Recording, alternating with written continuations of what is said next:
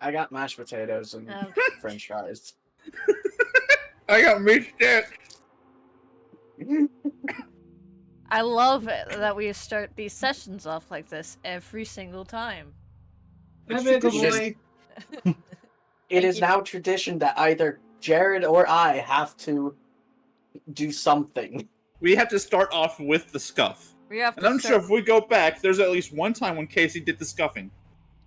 You mean like when he fell over during stream and crashed his entire setup? Well, that, but I also mean like at the very beginning when you say 3, 2, 1, chaos. That only happens when he and I are live streaming together for my gaming stuff. And I don't tell him that we went live. Well, that's on you. Yeah, incredibly insensitive. That's on you to let the personal, intrusive Casey thoughts show on stream. Alrighty. Hello, everyone! My name is Eli. I'm your acting and active Dungeon Master / Archivist here for 20-Sided Archives, Chronicles of Umaria, Chapter 1, Shadow Falls, Episode 36. Holy crap. I thought we were only going to go to like 30 episodes. I thought so too. The original number was 20. Campaigns are always longer than you expect them to be. Yes. Because the players are always idiots. Also, fun fact, this channel turned, I think, it turned a year... It'd be 2. 5 years old. No, it turned... We're close to 2, aren't we? If not past 2? The YouTube studio told me that we had reached 2 years old, I think. Neato. So yeah, March 5th at 6 p.m. on 2024 was the first night we streamed. That was the first night we streamed, but this channel in specific, our YouTube channel, I should probably say in more specific, is about almost closing in on 2 years old, which is crazy. We've been doing this for almost 2 years, but doesn't feel like it. I know, never really does. Now I gotta go back and see all the obscure, stupid, weird stuff we've all said and done. Oh, don't put me in a compilation. We should after this campaign's over just make a compilation of every single horrible moment. Every single really, really interesting moment of us with that compilation music over top of it, just being like... Including in the margins. Now, do you mean comedic or do you mean cringe? Yes. Comedic. Both. We've got about an hour of the first and 2 days of the second. I thought it'd be 2 years. Anyways, last where we had left off, the trio and their fox companion had all arrived within Velikodrevo, the home village of one Belland. One nasty motherfucker. Of one Belland, aka Redwood, which resulted in some obvious familial tension between him, his mother's, and his older brother. Or his younger brother? Younger brother. Older? Yeah. Older. 2 younger siblings. Two younger twins. 2 younger twins. Older brother. Older brother. It is... You made them. I did. Needless to say, Brian's the only one with a functioning family in this party. I mean, yours is semi-functional. It's one person. It's 2 people. Yeah. And one of them is functional. Yeah, Didn't one die? I thought it was only one. Well, technically, it's his sister and also his aunt's wife, technically. Okay. But, you know. You can't say you don't include her. You like the aunt. I like the aunt, yeah. But anyways, after arriving in the village, a interesting showcase occurred where the village chiefess Redwood's one other mother, showed that the forest was actually experiencing some of the blight, and it was creeping on the Haven Tree, to which she ironically said, "We're safe here," only for it to be split with a big crack from the blight within its trunk.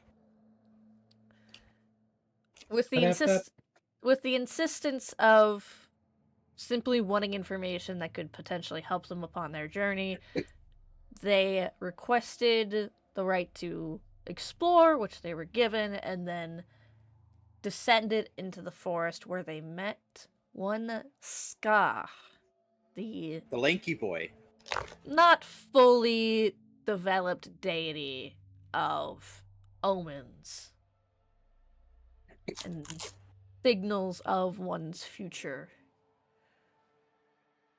I gave him bread. After earning Ska's favor for Chisel, getting more vague answers for Redwood, and the desire for glory by 1-7, follow the glory birds. Trio descended into a large crag fissure that wasn't too far away from where they already were. That was the same fissure caused by the massive blight-related earthquake that split the trunk of the Haven Tree. They had already fought their way through some undead, including 2 beholder zombies, before, after some more struggling with the remaining zombies, were able to push their way in. It is here, within this crag, further in, cold stone, echoey, dripping of water.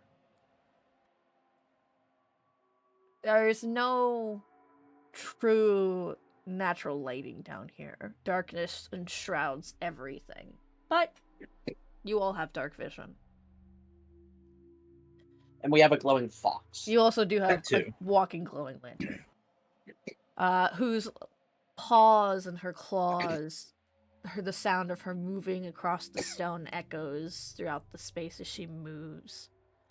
And her faint orange light. You see there are roots varying in sizes of various trees and other plant life that have descended far into the earth. Considering that this is hundreds of feet below the main surface at this point.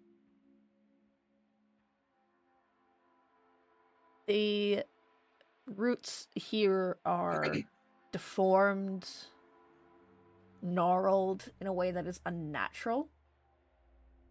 They contain what could be best described as boils and masses that pulse with energy that faintly thrums with a faint pale purple light with black ooze and substance that drips from the edges of where the root has bubbled in order to an attempt to protect itself despite its failure. The rock is rough, but there is smooth rivulets from underground water passing through this space, almost as if it was intended to be a pathway. Your footsteps and your scuffing of your... Don't. I see Casey doing his little smirk. Your little footsteps. Footsteps. Footsteps. Your footsteps and the scratching of claws from your animal companion echo throughout this space. The walk is a constant slope downwards, but it's a very gentle decline. I don't think you would notice that you would be further descending into the crag unless you hadn't noticed especially if you hadn't noticed that it was getting darker above you. When you had arrived at the crag, nighttime had already begun to fall, but now you can't even look up and see stars. You currently find yourselves within a narrow passageway. You've noticed that the cracking is similar to when something of the blight has become bulbous and infected in a certain area before it thins down. Kind of like a infected wound of some kind. And you are currently within one of those thinner passageways at the moment, surrounded by these warped and altered natural life of what used to be thriving trees and their roots. So, lads, I think we're getting close to the source. Well, that we're finding another dead end. The root system is very intricate, but also annoyingly so. All infected. Right, so, Redwood, do you think we're safe enough distance from the Haven Tree, right? No. No fire. Fire! No. Fire! No. What I'm saying is, we may not have a choice in the end. I'm not saying I want to burn down the Haven Tree. I'm saying it's an option. A last resort. It's not an option. A last resort. No. Shrub. First resort. Shrub kind of like continues to move around the space, kind of getting a look for the area. It's very easy to keep a track of her because of the faint glow that she emits, and because of how close quarters everything is in here. That her light just kind of like bounces very easily within the space. You hear her take a step and then there's like a squishing sound followed afterwards, and she's like, "Yeah." That's trippy. What'd you step in? I don't know. Shrub, can't you levitate? I mean, yeah, but I'm trying to save my energy. Considering you also save our energy. You guys did not rest technically after your previous fight. Nope. I'm still good. Yeah.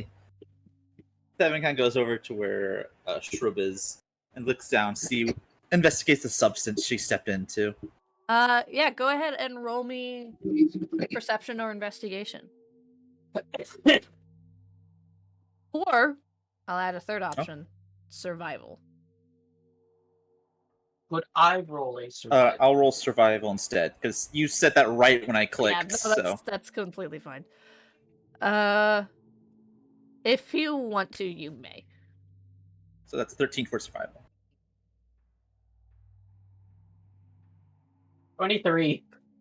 Traveling blind makes one person really, really attuned to their surroundings, apparently. 7,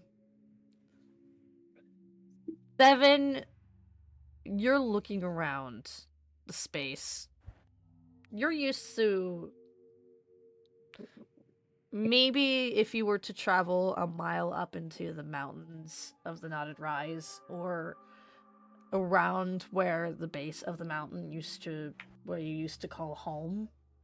But it's also been a long time since you've been in truly rocky terrain. And even when you were within the boundaries of Chisel's home at the top of the peaks, it still felt very odd to be up there, especially after so long of running and attempting to survive. And now that time has passed, and this is very much rocky terrain. You are in the earth. Instead of being elevated above it or being ground level with it, you are in it. And I think that's kind of throwing you off your game a little bit here. Redwood, you're not as attuned to the ground as the rest of your people, and you are definitely not as attuned to your home as the rest of your people. Attempting to understand the space that you're currently in is a challenge. And I think at this point you're just like, I'm just gonna try and get to where I need to go and survive until I get to where I need to go. Chisel, you were born and raised in the stone of the mountain. While it was boy.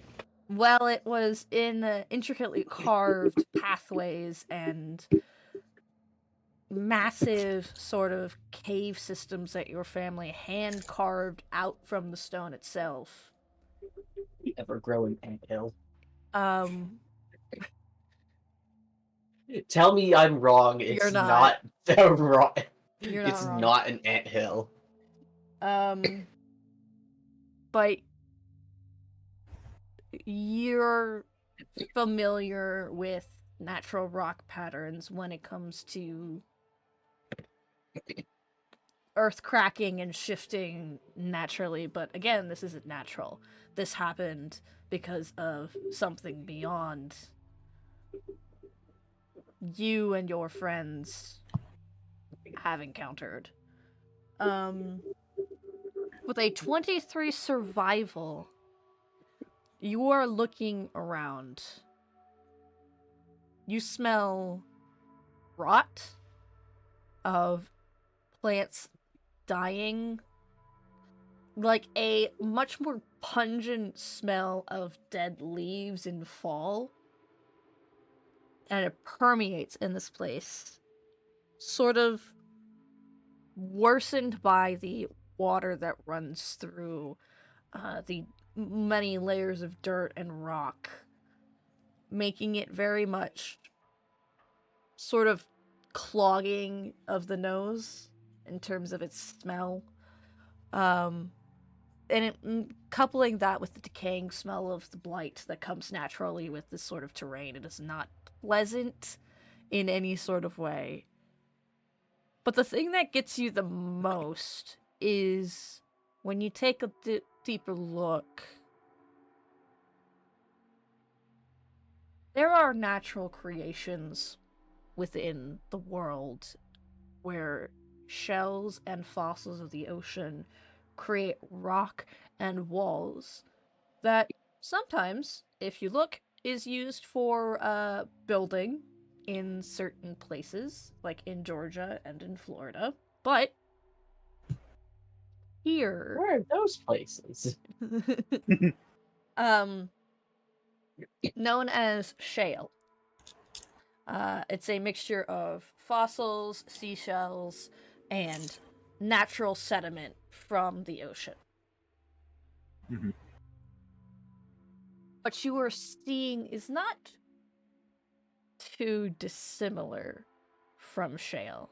You put your hand against the wall to catch your breath, but also to kind of like get a look around and get a feel for the place. And when you do, the texture of the spot that you place your hand on is rough. More so than if it was just natural stone. Because natural stone, even when it's broken, still has some form of pattern or smoothness to it, depending on what kind of rock has been broken. You look. Layers and layers upon bone and bone. Skulls, ribs, femurs, spines, hips, finger bones. All line the wall, broken and in pieces, like a dark, creeping version of shale that you would see along coastlines. It's almost as if when you look at these, you can hear the screams as jaws are unhinged or even broken away completely. You see, it's almost like they're frozen in time here. A hand reaching out, stuck as if petrified, trying to escape something. It is a We'll go home now. It's a morbid rendition of a natural phenomenon in a very unnatural and dark way. No, Chisel, we can't go home until we kill the thing causing the problem. Like always. I don't want to meet this problem. We already bought our tickets. I don't want to meet. We're already on the ride, Chisel. There's no getting out now. Keep your arms and limbs inside this vehicle attached at all times. What's a vehicle? I don't know. Strub's nose is profusely bleeding. Just Oh, great. It has a plague in it. No, I think Thumb's nose also starts bleeding. I can hear the screaming. Jizzle, Yes. roll me a wisdom saving throw if you'd be so kind. Oh boy. 6. Just I want to go home. You are looking at the wall of bone and sediment and dirt. It sounds in this moment as if screams are getting closer, more vibrant, more prominent, and much more in your ear as you stare at a particular skull for a moment.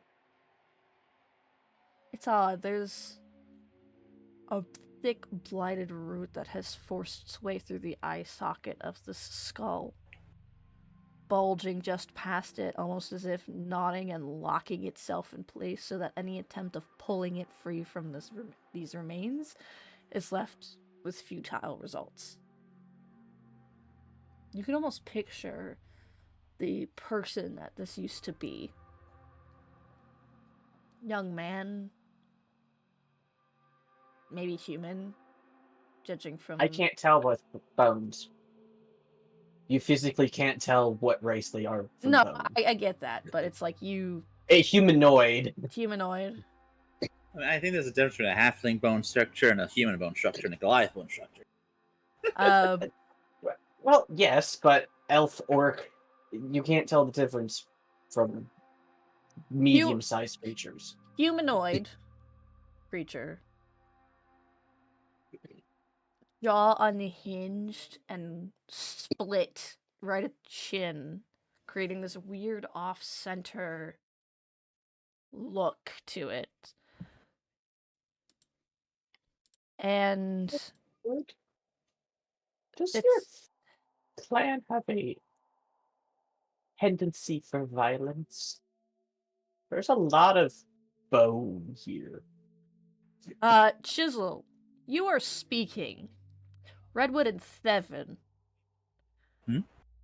You don't hear Chisel speaking. Guys? You just assume that he's gone quiet from looking at all of this, which is fair. I mean, it's morbid.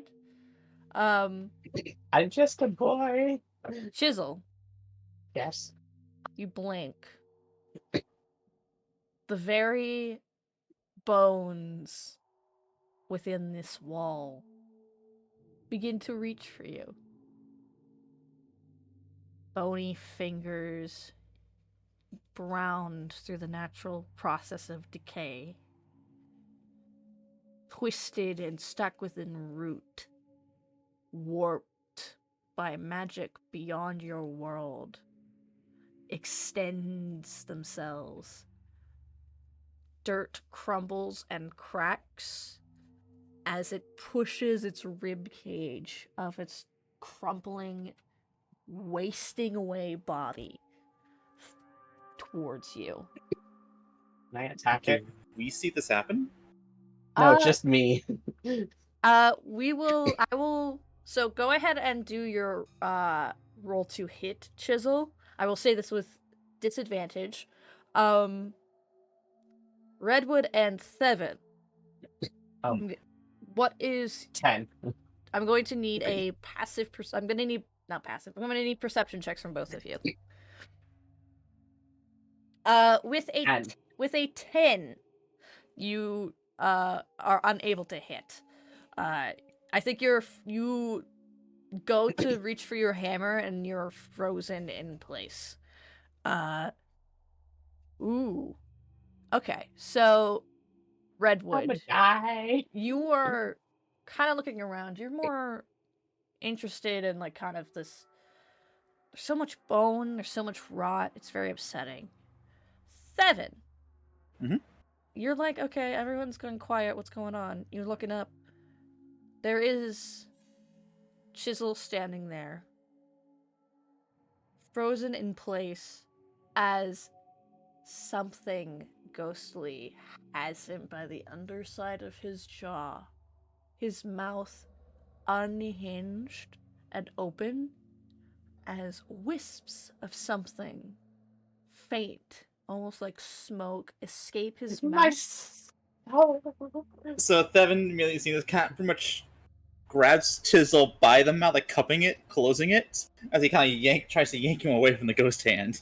Go ahead and roll me a strength check here. Question. What's up?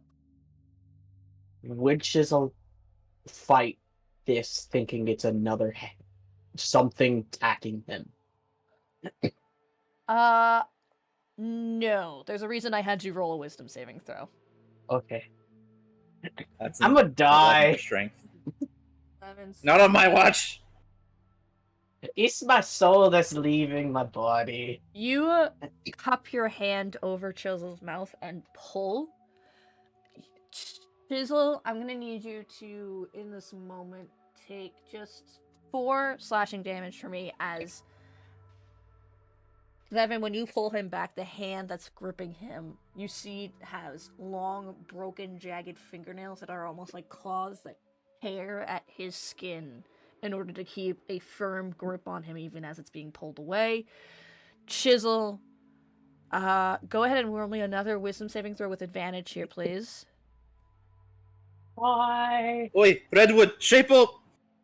Natural 20 with the feeling of claws ripping through your skin and leaving large rivulets of blood to run down your neck. You grab at your throat. Thevin has his hand over your mouth as you are pulled free. Black ichor from where your eyes had been originally glowing drips from your eyes before turning into regular tears. And the hand that had been in the wall, fading the further it got into the wall, has shrunk itself back and disappeared. Right, so everyone stay clear of the walls. We're in a tight passageway. I know what I said. I know where we are.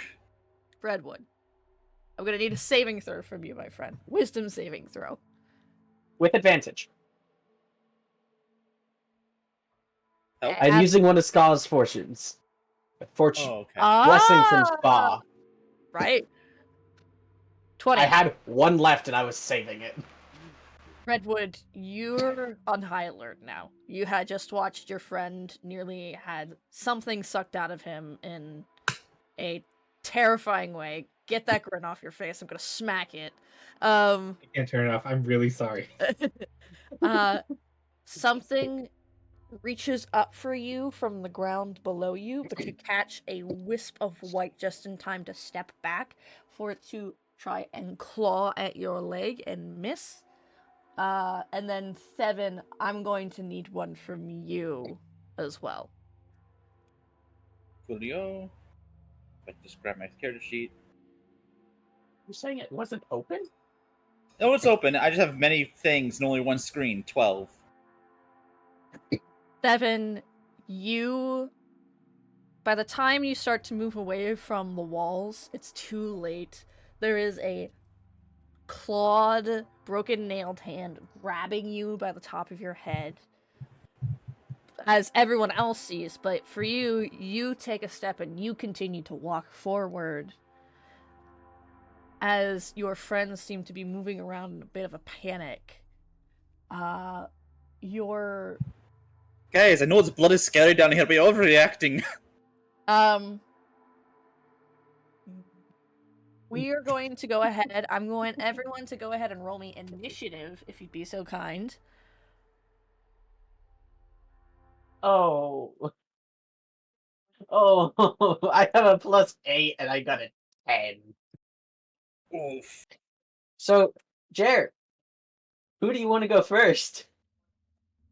Well, You have the higher initiative, so I'll let you go whoever, first. whoever has the higher initiative. Well, you have the highest bonus to your initiative. But all right, so Y'all got beat by the wizard. starting at the top of the Druid. round with Redwood and Shrub. Wizard. Redwood, Movie? you are looking around, and you see your friend Chisel. His neck is bleeding, having been clawed into. You look next to him, and you see that Seven hasn't said anything, which is abnormal for Seven. And you see that a hand has a death grip on the top of his head and digging into the scalp into his scalp. And another hand is beginning to wrap itself around Seven's torso and beginning to try and pull him closer to the wall here. What do you want to do? I run to Thevin and I'm going to cast Dispel Magic on him. Okay. It was Dispel Magic or Remove Curse, and honestly... Try Dispel Magic first. Now Dispel Magic will end a magical effect on a creature. It won't get rid of the death grip, but it'll allow him to move. Okay. So, I have a question for my fellow DMs here. Yes, that's all of us now. Yeah, it's all of you now. Would you consider a creature's innate ability as part of what it is, a magical effect? If it's something like a charm effect, then yes, it would be magical in nature. And he did have to roll a wisdom save, so I would count that as charm. It is not charmed. It is not a charmed effect. But it's in the same vein of I make a save, it's a magical origin. If it was something like a touch-based toxin, that's different.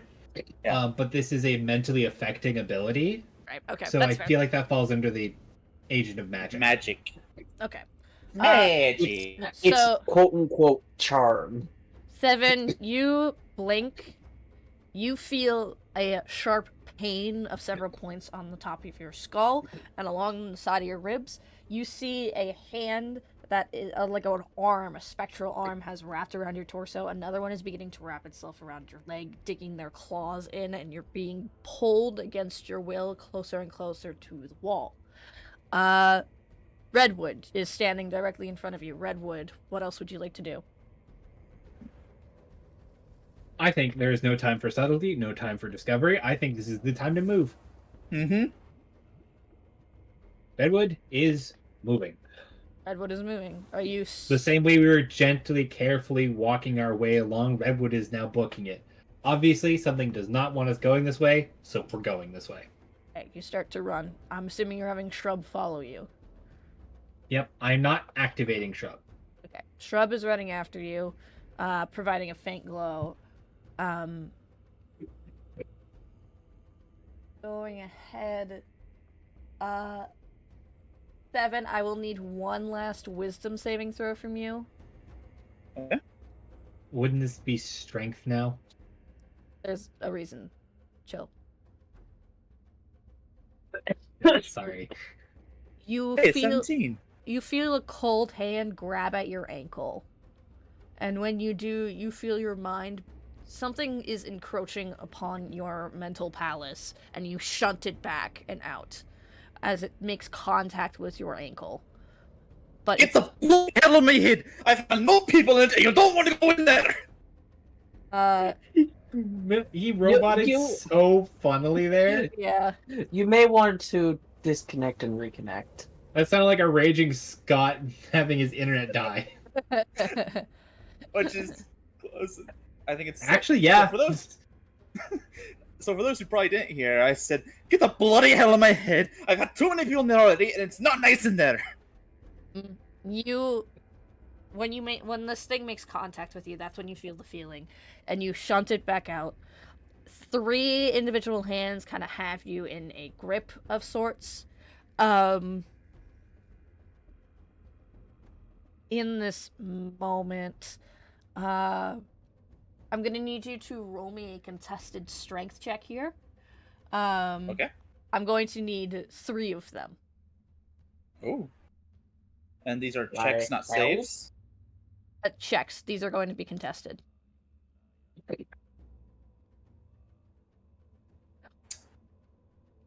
9, 6, and 5. I did ask if I could help.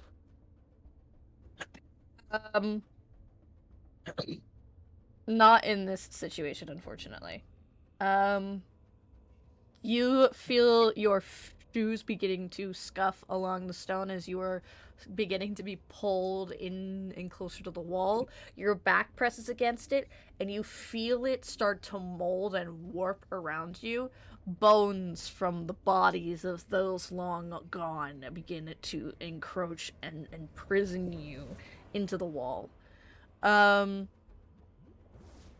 is that one's turn. Redwood. You're running down this corridor, you're trying to gain speed, you're trying to gain momentum, you're trying to gain distance. I'm gonna need a dexterity saving throw from you.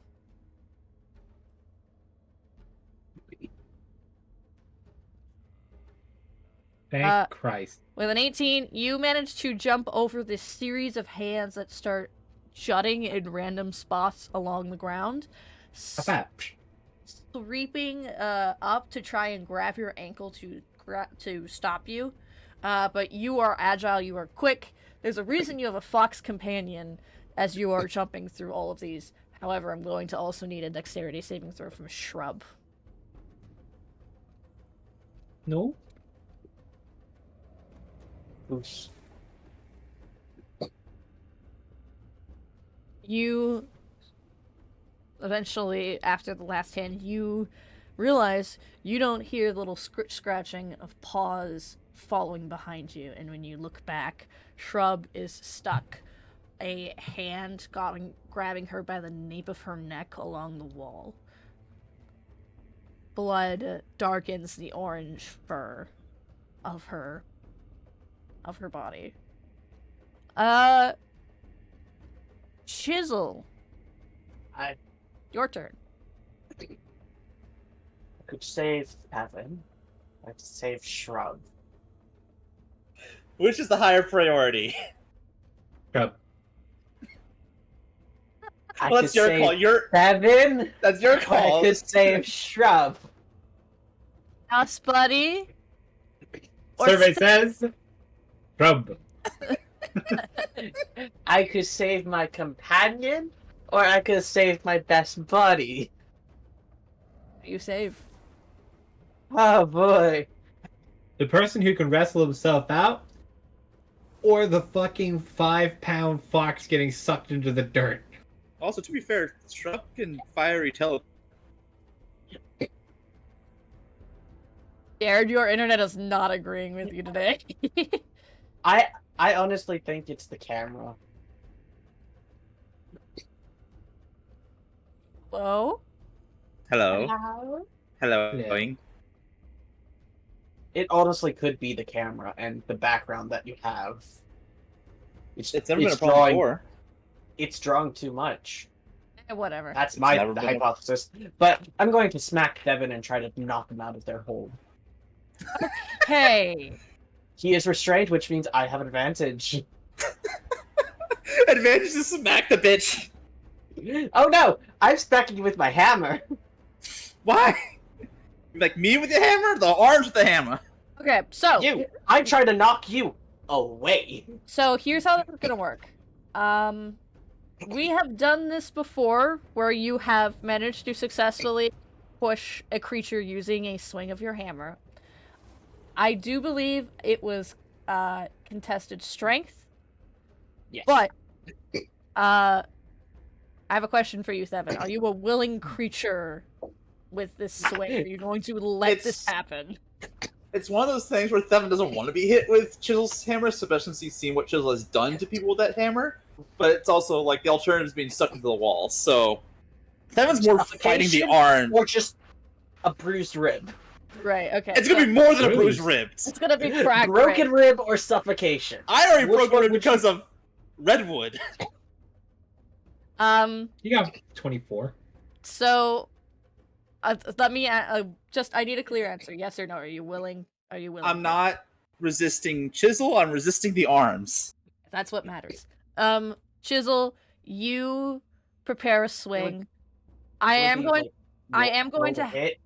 It's not going to be roll to hit. I'm going to have you roll strength because that's how we did it last time. Well, basically, just don't roll below a 5 and you'll be fine. Well, as a bonus action, I am going to do Giant's Might, so I have advantage on strength checks and strength saving throws. And strength check. 22. God.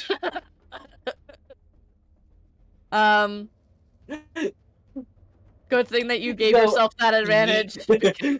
Oh yeah, definitely. 7. You are struggling against these hands. You're trying to push yourself away from the wall, but when you put your hands in against the wall to give yourself leverage, the wall actually starts to consume your hands. Oh bloody hell! But suddenly, as you look up in like a panic, and you suddenly see the big stone and ice mass that makes up the head of Chisel's hammer, and you feel a massive impact on your side. Chisel, this isn't a gentle swing. You did get a natural 20. I will make you roll damage. Okay, so... Keep in mind, I am at 42 HP. Well, I can not do, over about 20. Okay, that's not bad. 8, 5, and 3. 16. 16. How far do I push him with that nat 20? You actually start... What you basically do is, when you, like, run up, you swing... I think you swing him more in the direction of Redwood. As, 7, you were shunted out of these creatures, whatever it is holding you's arms, and you tumble. It's very painful, and I actually think that your rib that had cracked, you feel it crack even more to the point that it just, at this point, it's broken. But it was a necessary evil in order for you to be freed from this thing's hold, as you are currently prone. But you are now 23 other ribs, and you had to hit the right one. Of course, one wounds a rib, the other breaks it. I don't remember what I did. So you cast Levitate on me over the gorge, and you're like, wait a second, bring Thevin back up. Everyone get on Thevin. So when things went wrong. So, I have a very stupid question, and please yell at me for this. I have 2 more attacks. The hands, when you had swung Thevin out of them, disappeared. Okay, but I want to basically try to lift Shrub using an attack, using my strength to basically fling them out of the ground. So, I guess. So I imagine you place the hammer between Shrub and the wall, and then you fling. Yes. Okay, I was about to say, if this was... I'm not gonna physically strike, but I'm just basically trying to shovel Shrub out. Okay, would that count as an attack? I think this, once again, counts as a strength thing. I don't think this counts as an attack, because you're not trying to hurt her. You're trying to... Yes, I'm not trying to hurt Shrub. I was not so lenient on... Yeah, you're not trying to hurt Shrub. You're just trying to get her out of the situation that she's in. So what I want you to do is once again roll me strength here. And then advantage 18. Okay. With an 18 to your strength, you put your hammer between Shrub and the wall in order to wedge her away from it as she's beginning to get dragged into it, similarly to how Seven was. Rob is very much in that sort of state.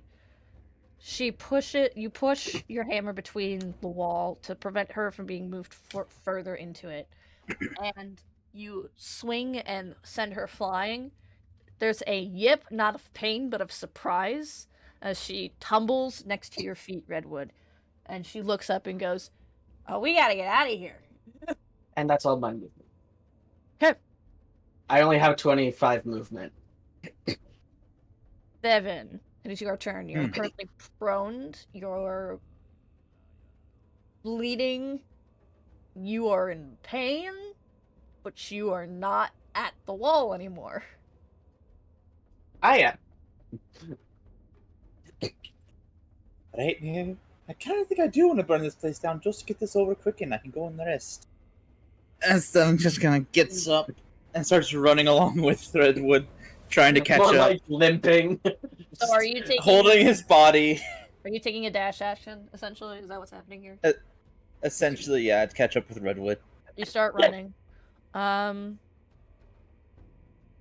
Top of the round. I'm assuming that's the end of your turn. Yeah, I mean, dash action, yeah, there's nothing else I'm doing. Okay. Top You of the can round. Hunter's Mark something. Huh?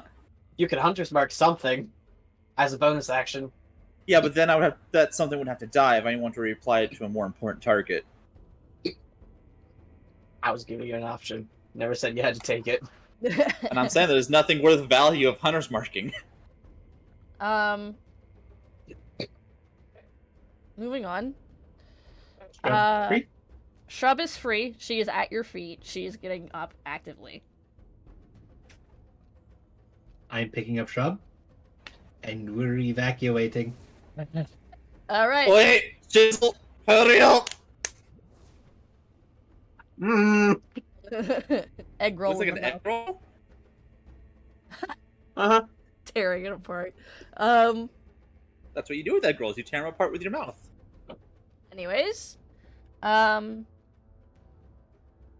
Redwood running. Shrub is currently being held under your arms like a football. That seems like the norm nowadays.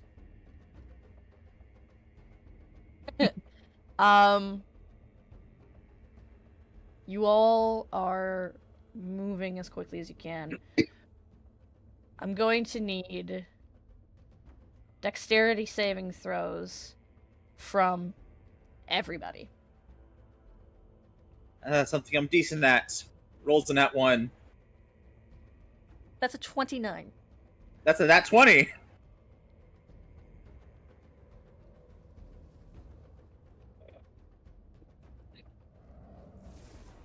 $17. You all start to dodge and weave your way through as hands begin to jut from walls, from the ground, trying to reach for you and grab you before they sink themselves back in. You all are running. Eventually, you make it towards, like, this sort of square outcut of the cavern here.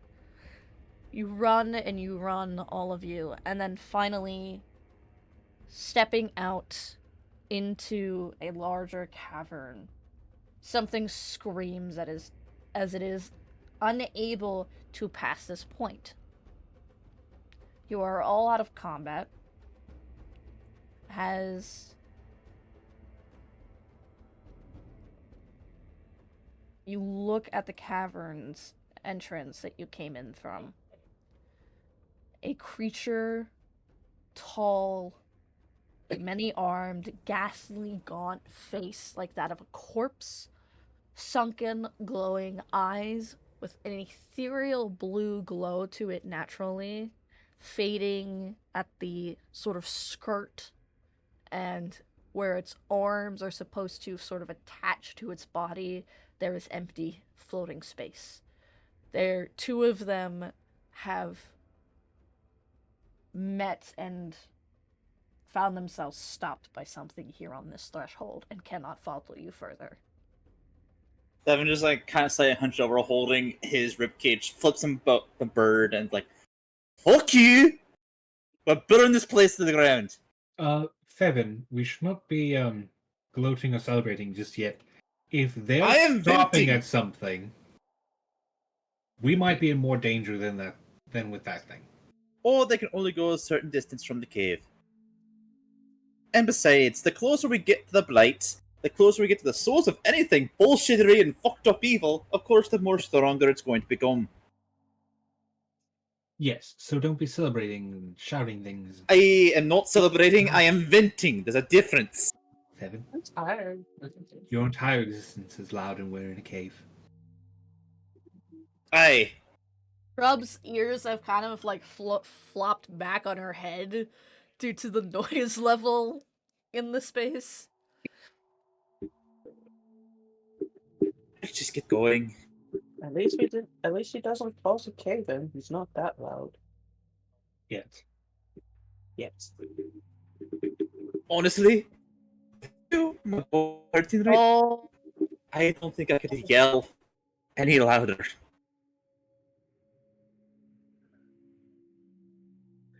Well, we need to keep moving and we need to keep an eye on each other. No, let's sing tune. So, in case we're out of each other's eyesight, if we hear one of us not singing, something probably happens. Oh yes, Yes. let's all keep singing things so whatever monster has ears down in the tunnel will know we're coming. It has to be from the fullness of your body, just a little. Evan, we're tying a rope to you. We're all moving forward. Hey, fine. Tie the rope to me and lead the way. No, your chisel is off. I can't remember. Is Chisel our first or is Thevin our first? you had Chisel, I think, be your first because he's the one who can take the most hits. I say I'm Everyone first can keep because eyes on the front. Everyone can keep eyes on the person in front of them, but we can't keep eyes on the third person. So we're tying a rope to Thevin, so in case he stalls or something starts activating on him, we will feel a tug on that rope first. You all Hey, fine.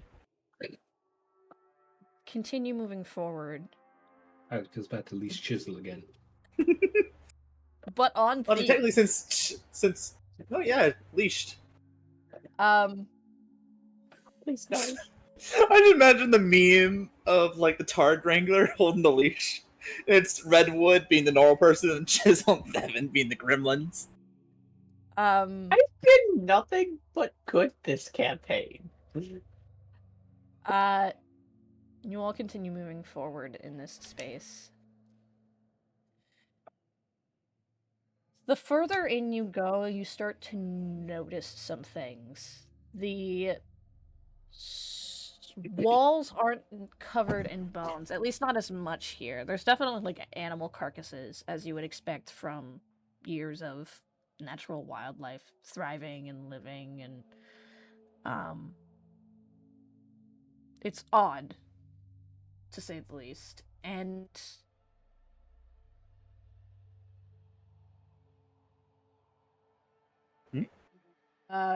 sorry. It's odd to say the least, and I think the thing that catches everyone's eye is the markings along the wall aren't necessarily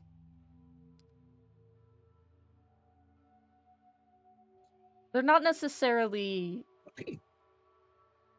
runes that you are all used to. You are used to runes that are typically related to the divine or the very little knowledge that you are aware of in terms of the arcane. Even the druids have their own set of runic symbols that they use for their magic. This isn't that. This is something filled with harsh, jagged lines and very dramatic curves and swoops and pointed edges. Something with circles and curves and very particular placement. Something that cannot rely on the looseness of the natural order of the world. Casey, what are you doing? He has a little squishy plush. Squeezing the eyes pop.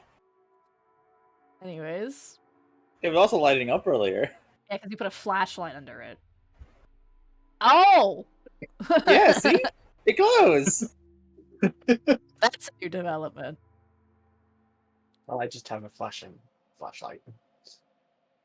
That's charging. Anyways. I just got this squishy boy. I have a knife somewhere. Do not pull out No. the Forgot knife. where it is. Anyways. Where is it? For the love of God. Squirrel. I fiddle with the thing so I can think. But they're lining the walls, and they're very much spaced out, but the further in you go, the more clumped together it is, the more overlayering it is. And you can actually see parts of the markings that have been written over and redone, or even, like, wiped away and redone. Almost as if a mistake was made before it was written again. It's almost like they're calculations of some kind, but written in a language you were all unfamiliar with. Algebra. My old nemesis! My old nemesis. Calculus! Actually, algebra is my nemesis, because I failed that several times. I hate statistics. Anywho. Oi, Redwood, what's this gibberish? I You're the don't know everything. Aren't you supposed to be the lizard? I think it's Glizzard. I mean, technically he can be a lizard if he... I thought Everything I've learned, I had to teach myself. Hey, you're a very smart man. What's this mean? If there's something we don't know because we're idiots, we defer to you. That's a compliment. Okay, but we're also underground. Perhaps Chisel knows it. It's made in granite. That's all I know. Actually, That's fantastic. That's and more than I shell. knew. it's Hey, actually... aye, and that is a bird of a Shale. hawk over there, or the bone of a hawk over there. You all got a little bit of something to give here. None of it's useful, but it's something. None of it's useful. It's just something. Also, Chisel, you were wrong. It is not granite. It is in fact, it is in fact a very thick natural stone. This far down. So granite. Not So granite, but granite. it's not granite. It's something else. I'm blanking on names. You could have just said it's granite. Andesite, diorite, shale, limestone. Blackstone, Marble. salt, Salt. Minecraft. Lick. suck my nuts. Moving on. Opal. It's salt. Lick the walls. Perhaps they understand the meaning by licking the walls. Chisel puts his face up to it, does a snake flick on the wall. Ah, yes. This is a granite with a hint of limestone in it.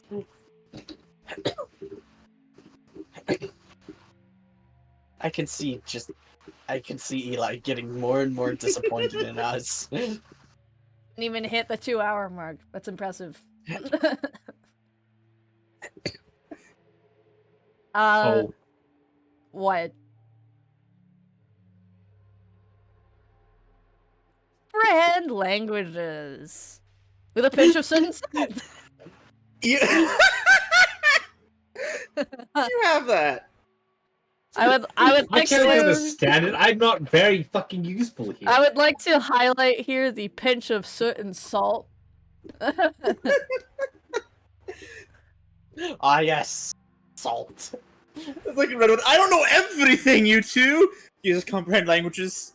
Now I understand. Wait, weren't you translating that language in the swamp? Oh, that was from a spell. Oh, wait.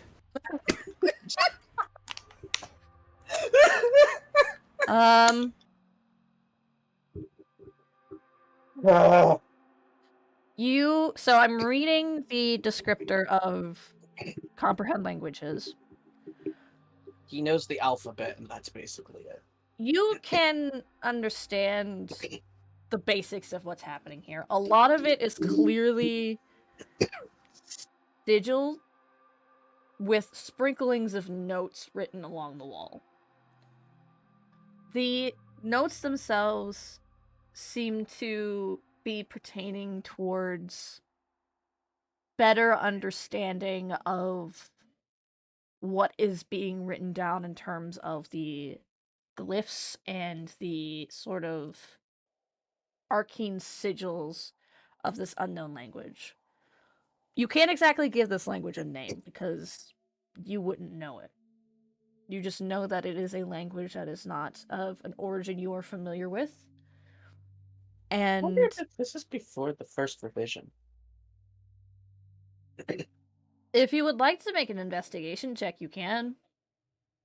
Yes, I would. Do I... That's sleight of hand and charisma. Hold on. While they're doing this, That's I'm just intimidation. gonna keep an eye out for any danger. Okay. Any and all danger. Arcana, and that's poison. Okay, so no. It's supposed to be a 19. I forgot I had advantage on. So No, that's 11, not Yeah. 19. So it doesn't take a very high roll to see this. This is recent writings done in some sort of chalk. A dust that will keep. And these were written not necessarily recently, but definitely within like the past couple of weeks or so. How did anyone get down here? Halfdan was here. How?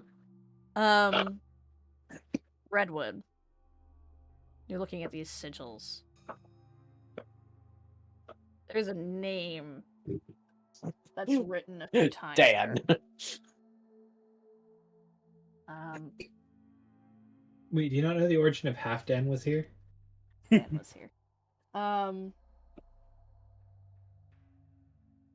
There's a name written. It is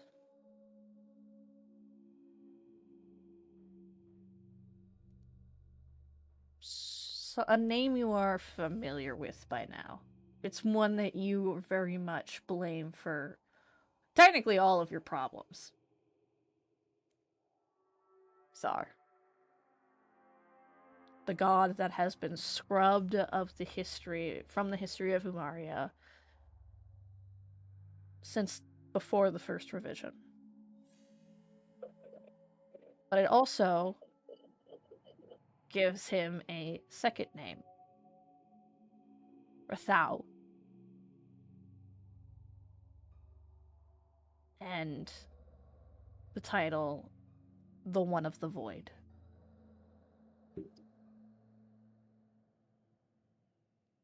You see that name is repeated, and I think your mind is able to start clicking alphabets and things into place a little bit here to see repetitions of the name and title in the arcane sigils. You also see names of people, current day names, no one that you recognize, except the names of Paradash and Princess Arissa Blackthorn and their brother, Neros. A handful of godly names, including Ithis and Skach. Frostbringer is mentioned a couple of times as well. But there is also a number of names that you have encountered briefly within your travels. Chief of Emuum. The unfortunately corrupted chief there was also the several names of blighted individuals that you all see, but you also see a name, specifically the name of the man whose family resided within Chisel's home for a while before you scared him away. You see the name of Cattail within these names. And among them, Thevin's name as well.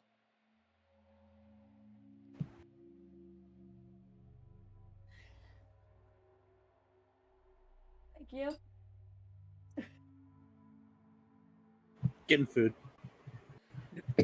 Yeah, With a whole show, too. he bowed. It was impressive. Um, wait.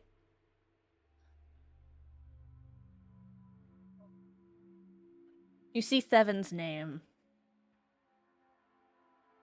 You see another name. I think Redwood, Got it's it. a name that sort of causes your blood to run cold. Name of your older brother.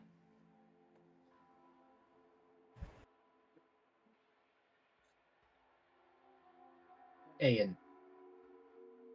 See the name Ayan written. Clearly, much more recently. Thevin's name is a bit more older in terms of how well you can read it, so meaning that it's been there for a while. Maybe even years. You're not really sure. So you said the one of the void and a name, but Rathal. Rathal.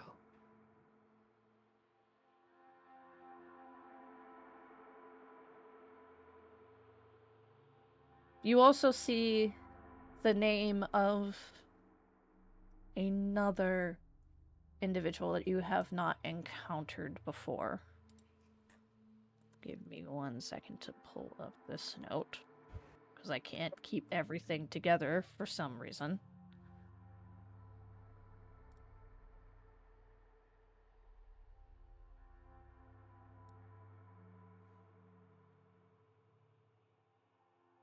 You see the name Rania. Rania. Ronnie. Not Ronnie. This is an elder. Ronnie! Luna Princess Rani. Nah, it's just Um, Sini and Billy. Is Olron on here? Olron is on there.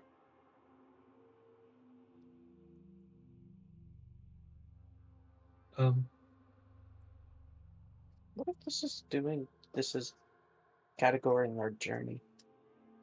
Or every corrupted person. I feel like this is a corruption list. Wait, what makes you say that? The chief of Umaria, you were corrupted for a small amount of time. It does have the gods' names as well as the Fae siblings. So it feels like it's an involvement thing. I don't know if it's a. Olron's also on here. The only connection I can see between Olron the dragon and the chief of Umaria is the fact that they were both corrupted. But the gods aren't corrupted. No, I feel like it's a connection list. I think the only connections that occur near the bottom of the list are those that have been infected. And we need to get above ground now. Hey, And how do you presume we're going to do that? well, We're there's a mile way underground. Well, we simply have to go back the way we came, through the ghost hand hallway, past the corpse of those zombies that might have reanimated, and then we have to fly all the way back up from the gap in the earth. I'd rather just dig my way out. I think that's also an option. Unless it's a stairway that magically appears. Just looks to the right. Well, now that you mention it, no, I'm kidding.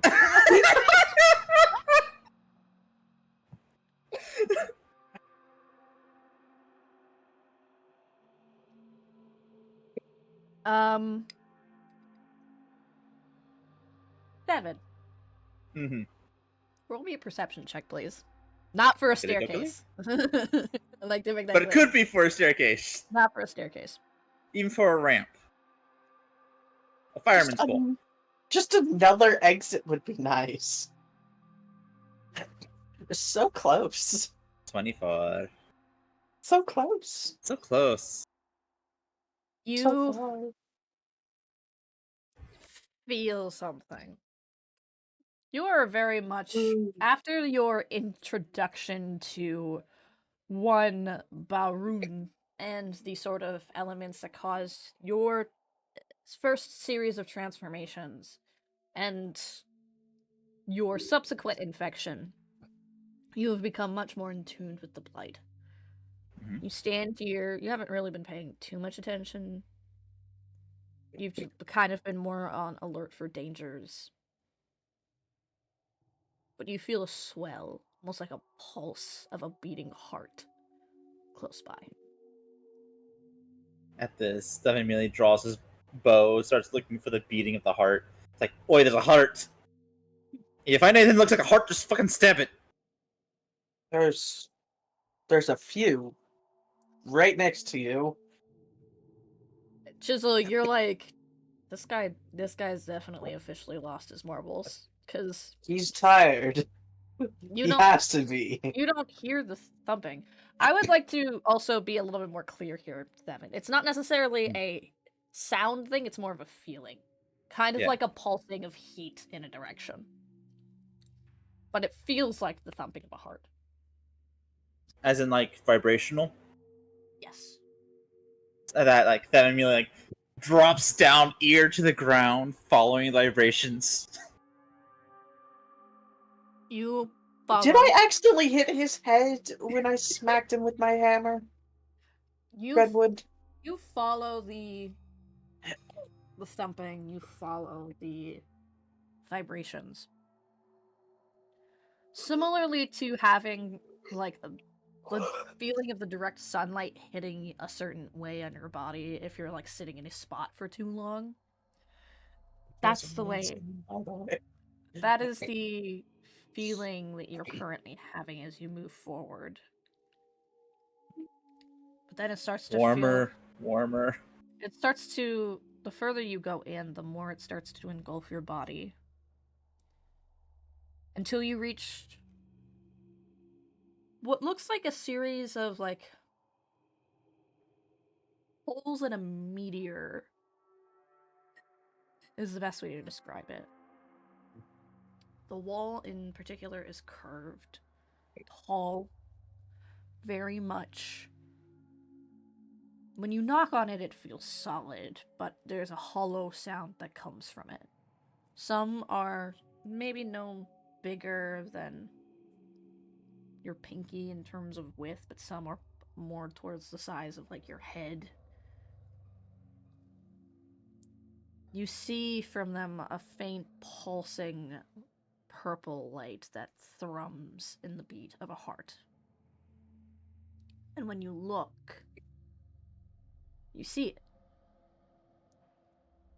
A gnarled trunk digging its roots deep into the ground, twisting branches like claws reaching their way up, leaves that are practically dripping with black ichor and rot from a world beyond your own, rushing the ceiling, releasing a hissing sound as wind that you do not feel from your side of this cavern rustles its leaves, and acid scrapes and claws from these leaves on the ceiling.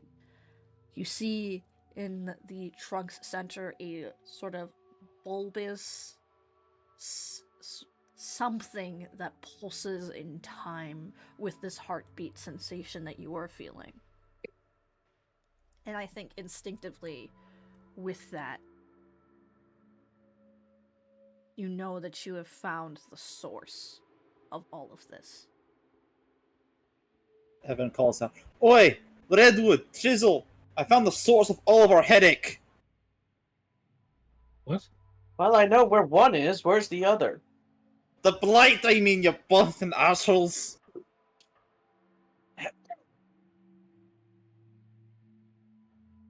Well, all right. Oh, Right, I alright, have a plan in Redwood. case things aren't great. Well, here's my plan. Burn the fucker. How do you where would the suggest smoke go? we get in there?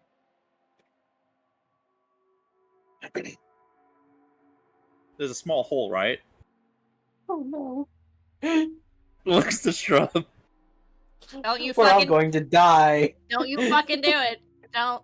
I see that look. Do not. No. May I see the bow? If you want to find... Shouldn't you want an arrow instead? I don't have a bow. I have arrows. If you want me to shoot something, you can ask me to shoot something. Yes, I have this tiny little thing. And I pull out the basically self-contained flint and steel. Just this little thing that'll set anything on fire. And now shoot it into the hole, into the tree. Hey, He's gonna stick his finger in the hole and cast firebolt. that too. And Chisel, you don't... If the thing sets fire to something, you don't set the fire to the bow, you set fire to the arrow. Anyways. Redwood, you I've got this contraption we can rig to an arrow. The room on the other end alights in flame. You watch as the flames lick and do minor damage to this tree. All right. I wonder if it's part of the Haven tree. We're pretty far out. Besides, isn't every tree part of the Haven tree? No. Straight up no. Alright. That's more a religious thing. Ah, okay. So yeah, we're pretty far from the Haven tree itself. It'll be fine. So, Redwood, instead of putting one finger in a hole, put the whole fist. The flame's not doing as much as we thought it would. And that is what we like to call a selection of wording, ladies and gentlemen. Phrasing. Phrasing. Put your whole fist in the hole. Phrasing. Gotta love phrasing. That was not intentional, that was y'all putting it there. I'm still disappointed. You should be Because you have the dirty disappointed. mind? So, sorry, what does his heart look like? So, True. it's not exactly a heart, it just pulses in time with one. You take a look. It is not too dissimilar to a gnarled willow tree in terms of its structure and the way that it's planted into the ground.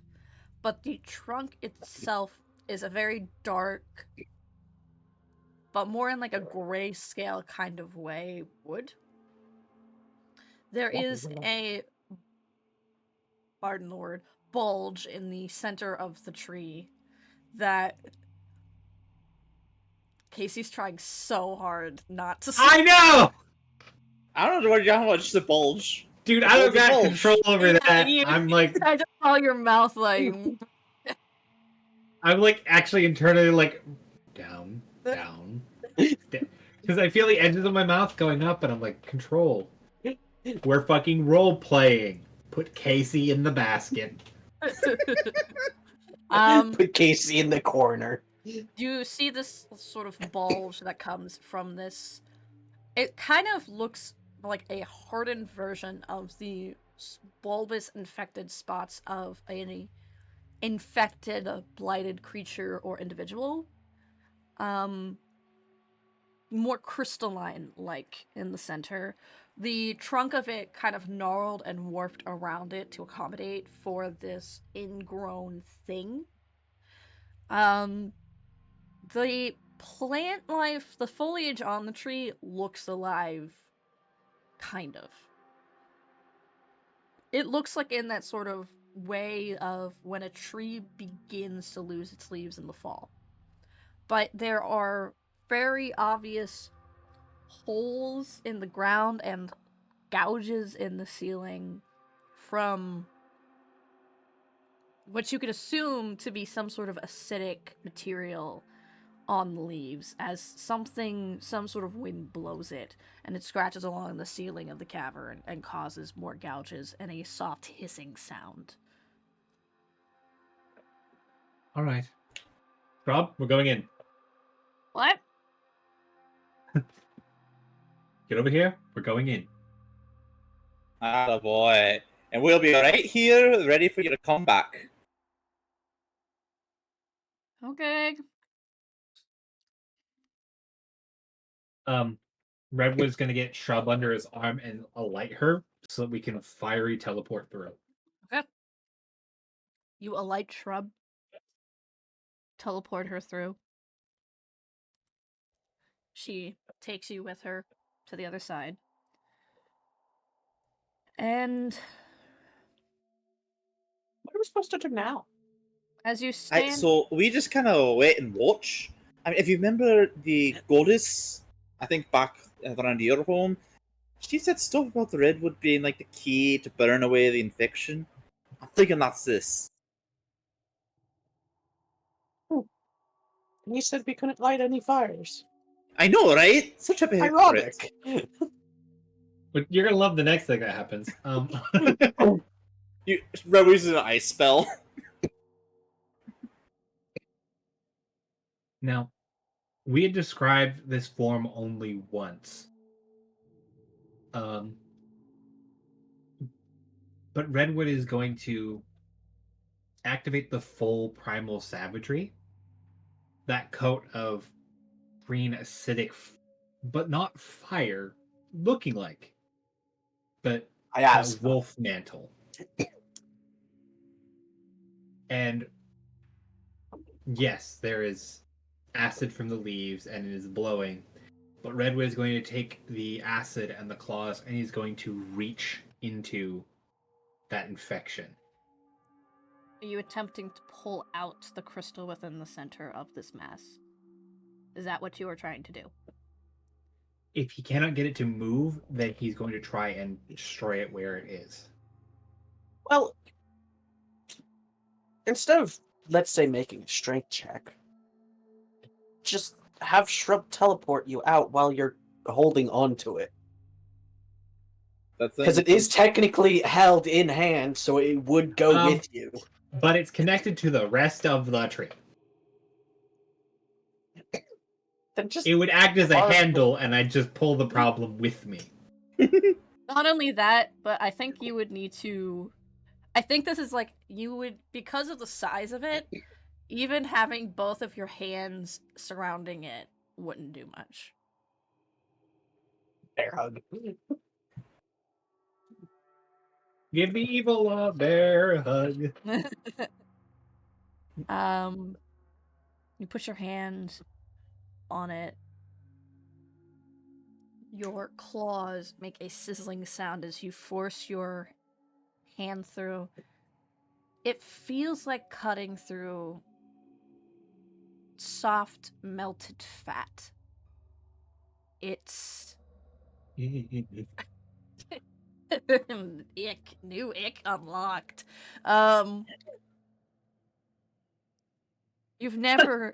You personally have never technically gutted a creature before. But you imagine this is similar to pushing your hand through a decaying corpse of an animal. As your claws sink through, and as you're pushing your arm further and further in, you realize just how large this tree actually is. You realize how warm it is. You continue, and you start to realize that if you continue pushing your arm any further, you're going to lose your balance. So you pull your arm out. There's a moment of silence. A small plips of the acidic material on the leaves dripping off. The injury that you had made into this tree's trunk immediately begins to bulge and warp and heal itself. All right. A fireball? No, we're going full dive. All right. What is I am full? fully coated in the acid because this is the champion's cloak of Ithis. We're going to take tree stride in a literal form. Oh. You're going cave diving. Ah. Get my boots on.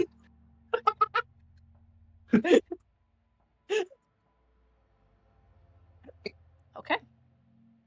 You fully take this mantle up of Ithis' wolf. A acidic green fire engulfs your form as you push yourself into this space, forcing your body through. You ever waded through peanut butter before? No, have No. you? Um. I don't want to hear that answer. Anyways, push yourself through.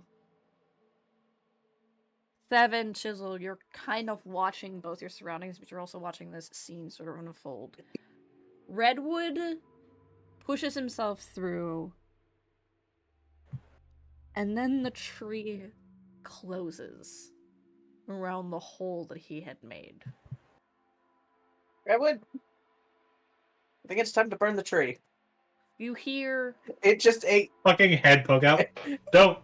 It ate. It um ate Redwood. Oh, You- think of this. Of the lives that'll be lost if you don't burn the tree.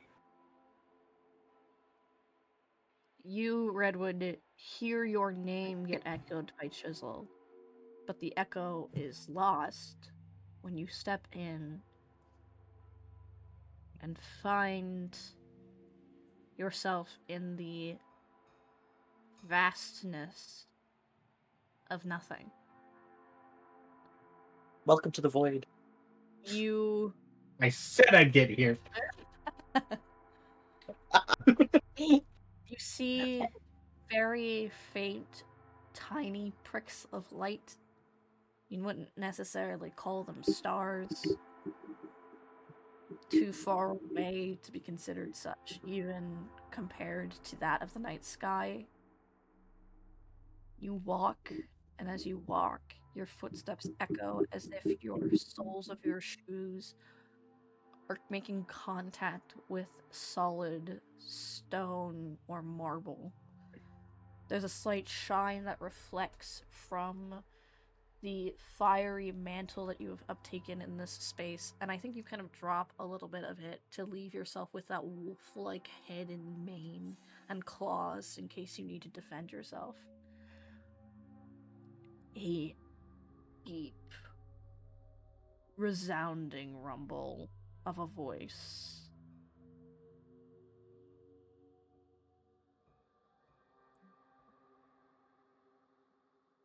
resounds and echoes despite how vast this area is.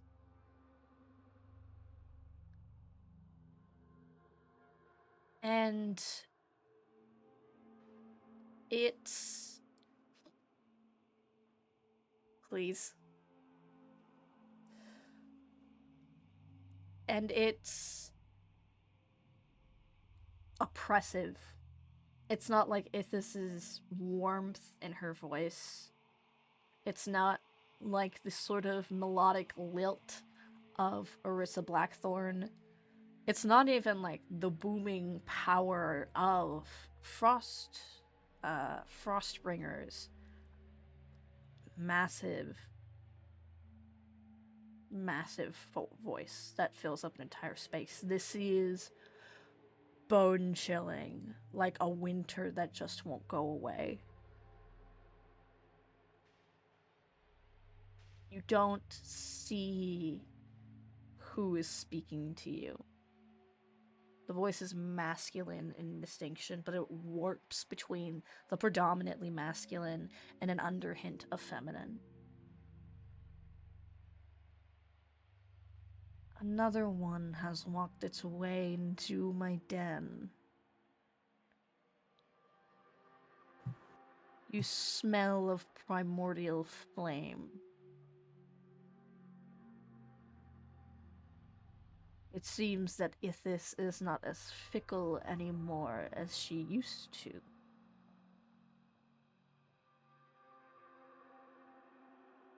State your business within my domain, child of the gods.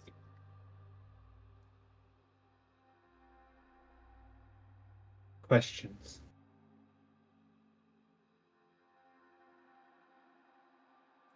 You hear a sort of sneering smile in the person's voice.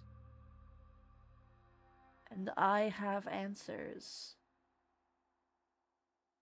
But you must understand that I am in no liberty of giving answers to you for free. I've found very little who are. Then you are wiser than most who have come to me. Hang on, I can see that I'm cutting in now. Give me a second.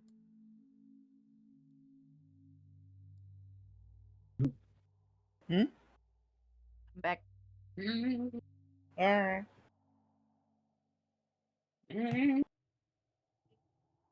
You Branch. are wiser than most who have come to me. Seems it is my job as the champion of riddles to find the answers to them. And so I ask some basic questions. First and foremost, are you the Rethal mentioned on the walls? Rathal is a name that I had once been gone by, yes. Might I ask what it is now?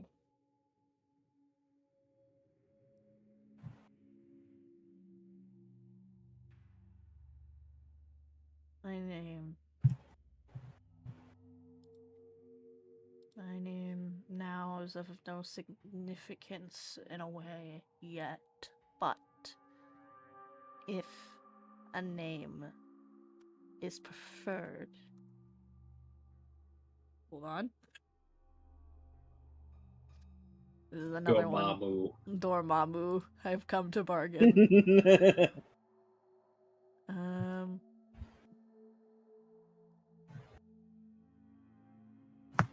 Sorry, I did just walk up to a new NPC and say, "What's your name?" Yeah. What's your name?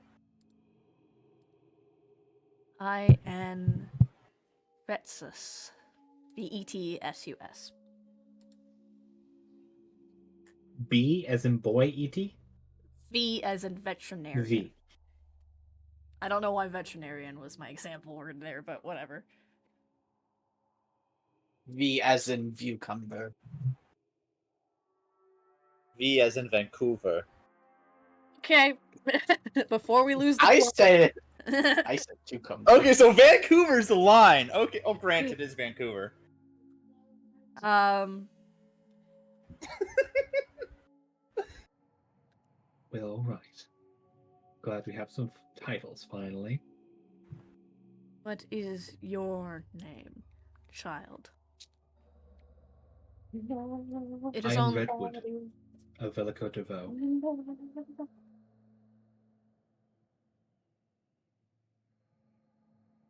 Redwood.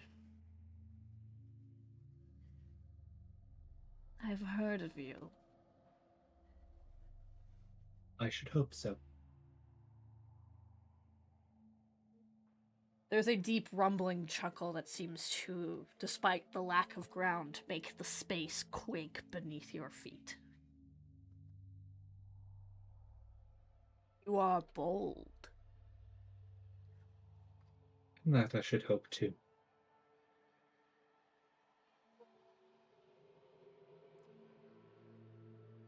Tell me,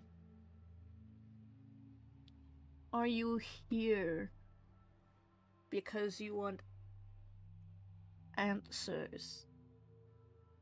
Or are you here because you believe that I have something that you need Something that I can provide you that just goes beyond mere words.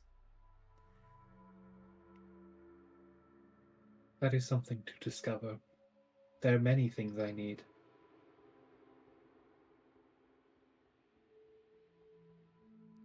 Clever. I can see why Ithis chose you. You have asked your second question. I shall ask mine in return. What is the connection of the names upon the wall?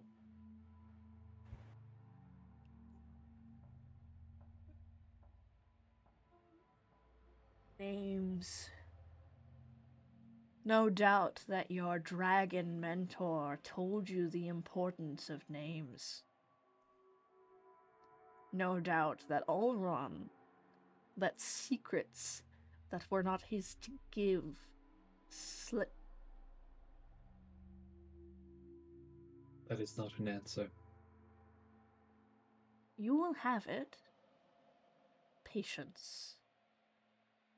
You suddenly feel as if a very heavy weight is suddenly put on your shoulders and you are forced to kneel.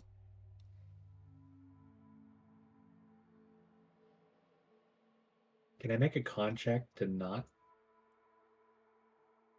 I'll allow it. DC's gonna be really high though.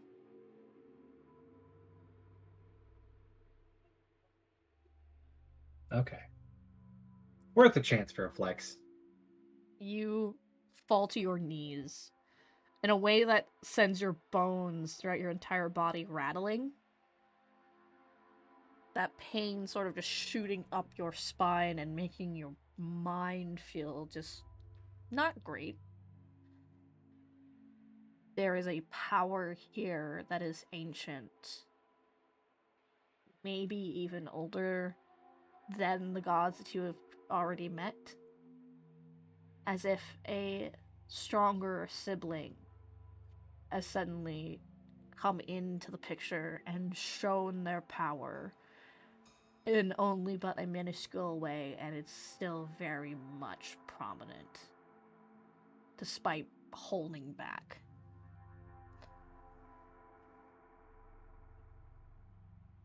The names on the walls are keys to locks that must be undone.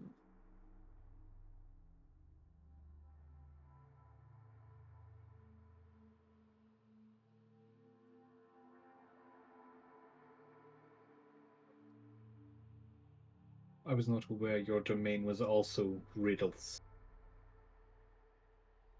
And I assume we would be showing hospitality. I owe you nothing. You asked your question, I gave my answer. You feel this anger radiating off of you, towards you, in the entirety of this space, making the chill that has set into your bones even colder and more oppressive. I'm going to need a wisdom saving throw here really quickly.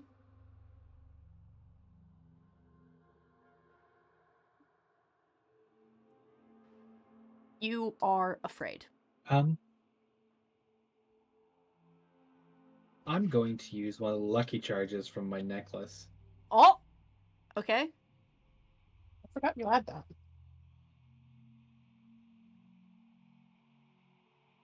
Okay. I hold my chest and the connections I have and the coldness in my bones, and I'm going to ignite the full cowl around me. You ignite the full cowl. God, I really don't want to be an asshole, but you are face to face with a god. Nah, be the asshole. If they're gonna push me, I'm gonna push a little back. No, it's really impressive. You do ignite the full cowl, but it's very clearly a defense mechanism. And I think the individual you are speaking to sees that and a rumbling chuckle emits. You're definitely not as afraid as if you had gotten lower, but you are starting to realize that you are picking a fight with a guy you don't want to pick a fight with.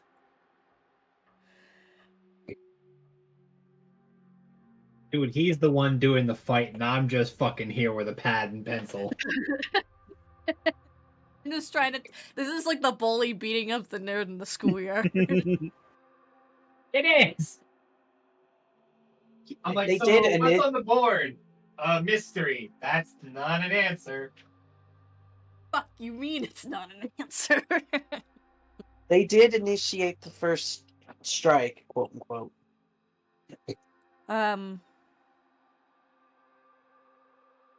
You hear a rumbling chuckle that causes the ground to shake beneath your feet once more. You are still stuck within this kneeling position. And I think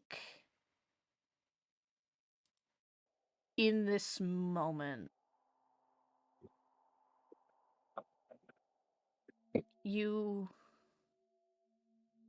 it's unnatural here. There isn't any sort of natural order that you can cling to here. And it shows. Instead of becoming a voice that surrounds you completely, it's like a whisper on the nape of your neck that sends a chill up your spine. Boxed chains, chains bound to prison floors.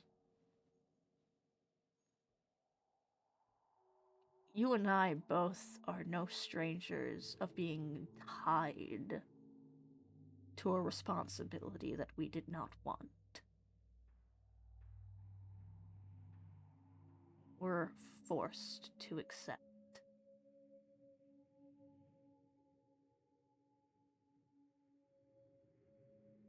They have to die for the god to be freed. You feel the voice pull back from you and once again surround this space.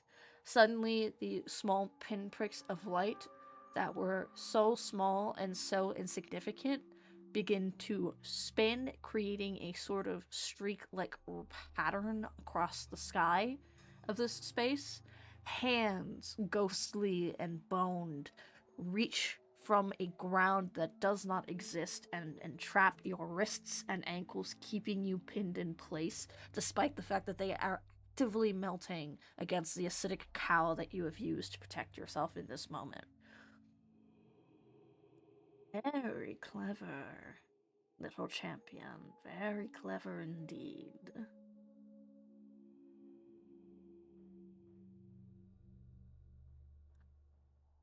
I can make you more, you know. I know that you have been studying the ways of magic beyond your druidic circle of fire.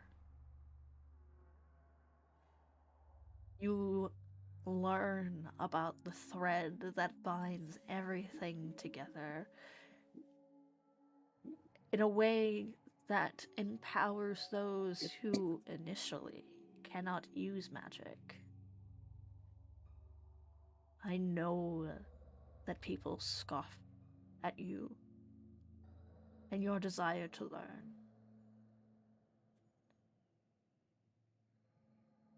I can give you more. I can give you knowledge for magic that has yet to even touch your world.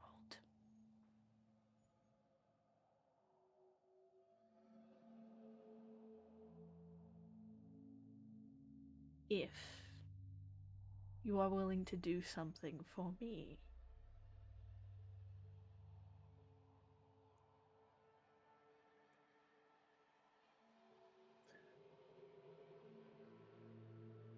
I've seen a great many deals stricken.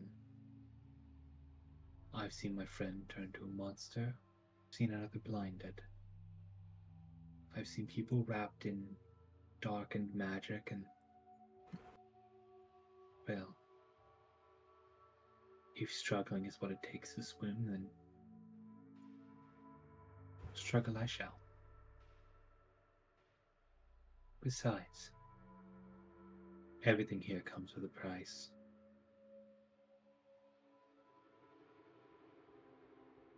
Sorry, that was really good. Give me a second. If struggling means I can, if the You got it. If struggling means I can swim, if I have to struggle to swim, then I will struggle on my own. Basically. But you also threw his own words back at him, which is also really impressive. So, the hands that have been reaching for you stop. You have one kind of on each wrist and on each ankle. But you do see that more are trying to break free from the invisible barrier and trying to grab more at you and at your form. But they're sort of like spectral glowing. You actually even see faces press up against this sort of invisible platform that you're on that you cannot see. You blink and suddenly in front of you is not necessarily a full face, it's very flat mask-like, sort of lighter gray smoke uptaking the eye space, whereas this sort of smoky-like presence appears in front of you, not truly formed, but giving the visage enough of a person in order for you to look directly at them as they stand in front of you, their voice still booming around you despite being in your line of sight.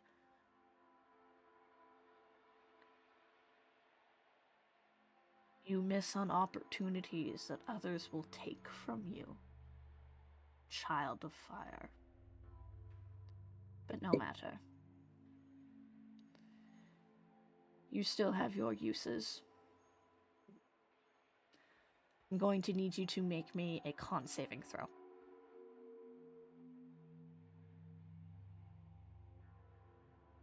I'm going to use my Tides of Chaos here. Okay. Come on, man. I'm being cool. and lucky. How many charges do you have with that? 3. I would use it with the 9. Yeah. Because you still I technically can't use the Tides of Chaos on the other roll, but hopefully there's something better than a fucking 9. Nope, there's not. You have a second. You have a third. Do I waste the last resource? I would say no if it was anything other than a con save. And a fucking shadow ghost god. Yeah. Brian? Lower! I just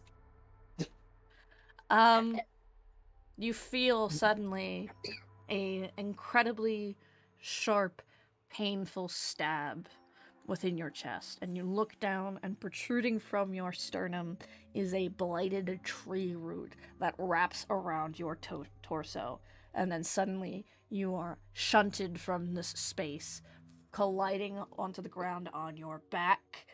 You are... This isn't necessarily...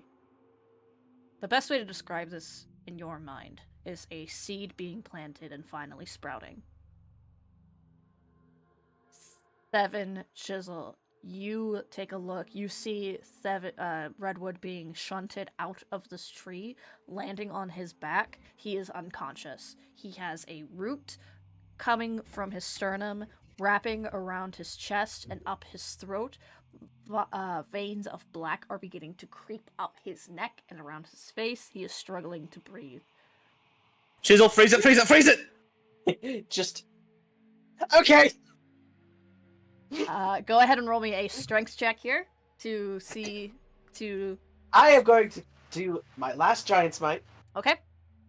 Because Shrub can ferry them. Okay. Do you want Shrub to ferry them, or do you want Chisel to break down the wall? Wasting power on breaking down a wall that we can get through seems bad. Okay. So Uh, You took away the one thing I'm good at. Use the hammer on the vines. Shrub bamps the two of your companions into the room with you, and That's disorienting. you, the two of you are now a little bit dizzy, but your friend, Cut the veins! Cut the veins! your friend is actively dying here. Taking the dagger, furiously cutting. Is this the Baroon dagger? Yes. You start cutting away You- at it. Do you want my scimitar that I have that does necrotic damage? For some reason. Thinking about it, gears turning in my brain. Smoke. Yep, that'd be better. Well, first, before you take it, you do notice that the vines aren't simply being cut away. The ones that are falling away as you cut them are turning to ash. You know what? He could survive some fire. I just light the root on fire. I mean, he is all about fire. I mean, his arm turns to the fire. It also guys. it also Guys, I cauterized don't the have wound. resistance to fire damage. That's a shame. What's your health at? Shame.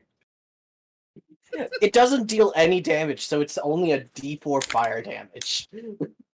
You'll be fine. Oh no, being wrapped in burning vines, I feel like will do damage. I got No, 54 health, but you know. You'll be fine.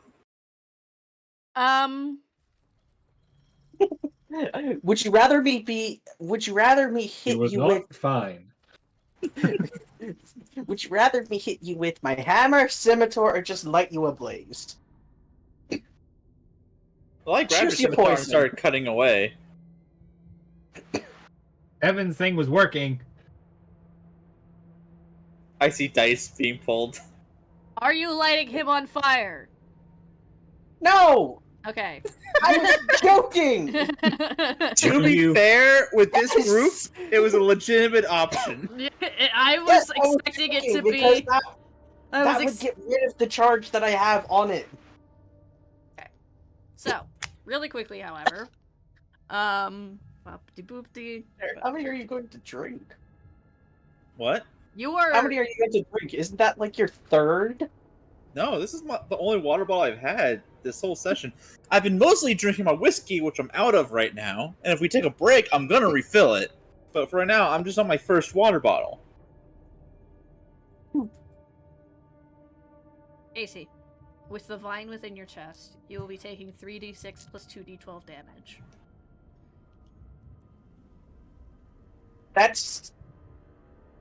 I'm the one with the healing magic. How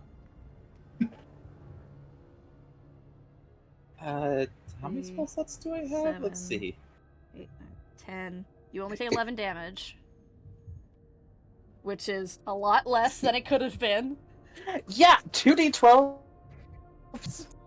I mean, I have 3 charges of cure wounds in case things get real dicey, but I'm actively cutting away from these roots. Actively starting to cut these roots away. It's not the ones that are wrapped around him that are the problem. It's the inside the chest one.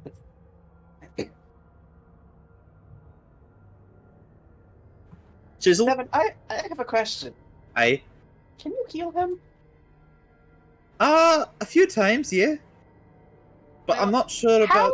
How bad would it be if I just yank it out? Do it! Shrub is just gonna, like, kind of grab it with her mouth. Come on! It's You're yanking it! It's either this or he dies!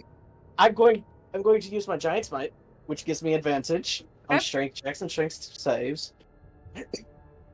Advantage. Shrub looks to you, Thevin, and goes, "You're gonna need to hold him down or else we're just gonna throw his body across the hall."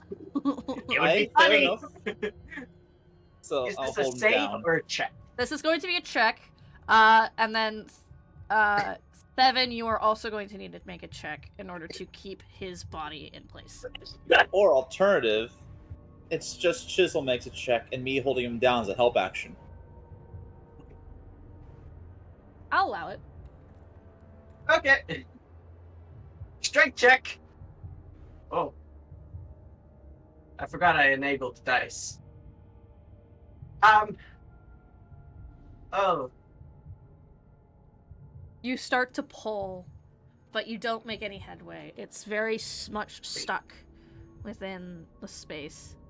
Come on, Chisel, where's that tiny mite you're known for? Will allow you to make one more strength check here. Okay. 21. Okay.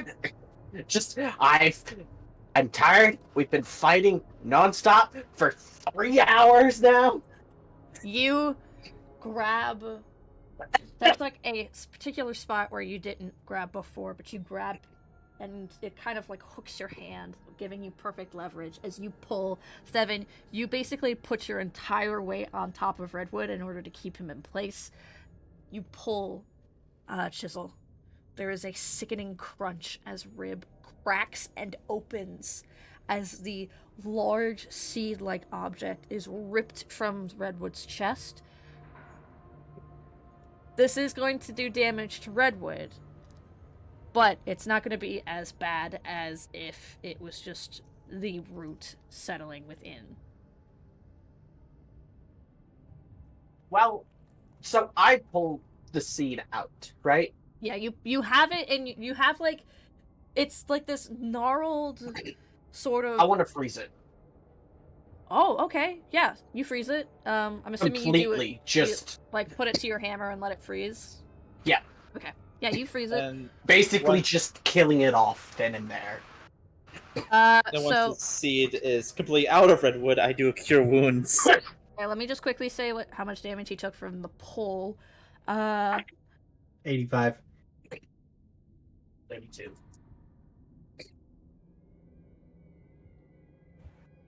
$16 damage.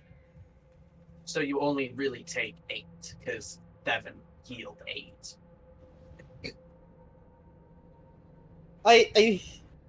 Redwood's still kind of bleeding out a bit. I mean, it's not the best, but he'll live. We gotta get him out of here. Yep. Ow! We don't know where here is. We go back the way we came. No, that would be bad. Do you have any other options? I have an idea. Go. You shut up. You're hurt. No, wait. You are unconscious. Redwood, you are still unconscious. You hear a voice from further in the cave go, Wood! You down here? And, Oi, over here. you hear several pairs of footfalls as Ayan and a couple of his hunters come into the space. They all look various levels of fucked up, because they most likely... sure we're not better. No, you guys are not better, but they're not as worse for wear as you guys.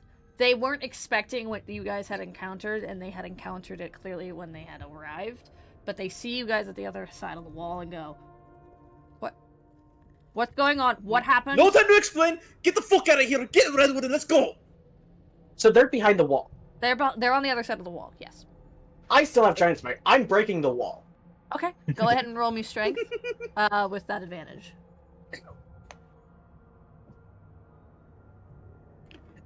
15. I'm disabling dice. You swing. You give them like a warning to back up. You swing. You bust the wall open, and They just see a 8-foot tall chisel. yeah, they like all kind of like cover their faces to block debris, but they don't really waste any time to sort of pay attention to the specific details. They see the tree. Ayan kind of does like a pause before going over to his brother, Redwood. Well, actually, as soon as the wall's broken, Devin already has Redwood on his back, and we're bolting. Oh, okay. You are already moving. Ayan is going to be directly behind you. You guys are going to just run straight out of here. You make it to the cavern where you had initially came in from. You can see the first hints of sunlight at the very top. You also see that there is a rope with a few others at the very top of the cavern, kind of keeping a lookout. They see you and your group beginning to kind of make it in, and they lower another one to kind of make it a little bit faster for all of you to get out, as you start to hear the scrambling of the deceased pull themselves from the walls again. I'm gonna need everyone who is conscious to make me athletics checks. Ayan is going to give you the help action, Seven, because you have Redwood on your back. Cool. I have a question. Oh. I would like to be the last one. Okay. I have the most HP out of probably anyone here. Okay. So you have everyone else go up in front of you. Shrub kind of goes onto like Ayan's shoulders to just kind of like, cause she can't climb. She's a fox, so she goes up onto Ayan's shoulders. No thumbs. No thumbs. Latches herself on. Everyone starts climbing up. Chisel, you're the last one up, which is incredibly lucky that you guys had moved as a hand swipes at your foot but misses, and you are met with daylight. You are not completely out of the woods yet. Literally. Redwood is still actively bleeding out. So Redwood, Wait. You healed a good portion of the damage. You didn't heal it completely. There is a massive hole in his chest where something foreign was. Kind of feeling the blood on Devin's back. He's like, "Wait, any of you are healers?" You watch as He's peeing on me. No. When you have to carry the drunk friend home from the bar. You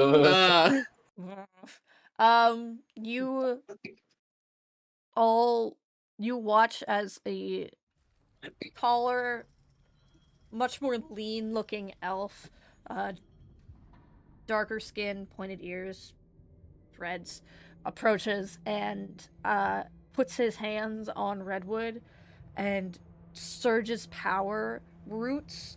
It feels really weird because he's still on your back, but roots basically force the chest cavity that had been created closed. You hear the sound of bone and flesh being forcibly mended back together, like directly in your ear. It's resonating through you, and it's just, ugh. Better than Redwood dying, so. Redwood take 5 HP back from this healing here. Not a lot, but it's definitely, the wound is definitely more significantly closed than when Seven had cast a simple cure wounds on it himself. You all start making your way as quickly as you can back to the tree so Redwood can receive proper medical attention and so that you are out of the initial danger. This is where... I just realized something. What? I have basically an entire claw on my neck. How much blood have I lost because we didn't patch that up? It's not like a deep claw. It's kind of like when a cat scratches you. Okay. But it's still like, ow. It stings more than hurts. A lady with very long and sharp fingernails just kind of scratched you. Yeah. This is where we're gonna go ahead and take a break. We will be back within 10 minutes. Thank you so much for joining us, and we'll see you back in about 10 minutes or so. See y'all soon. What?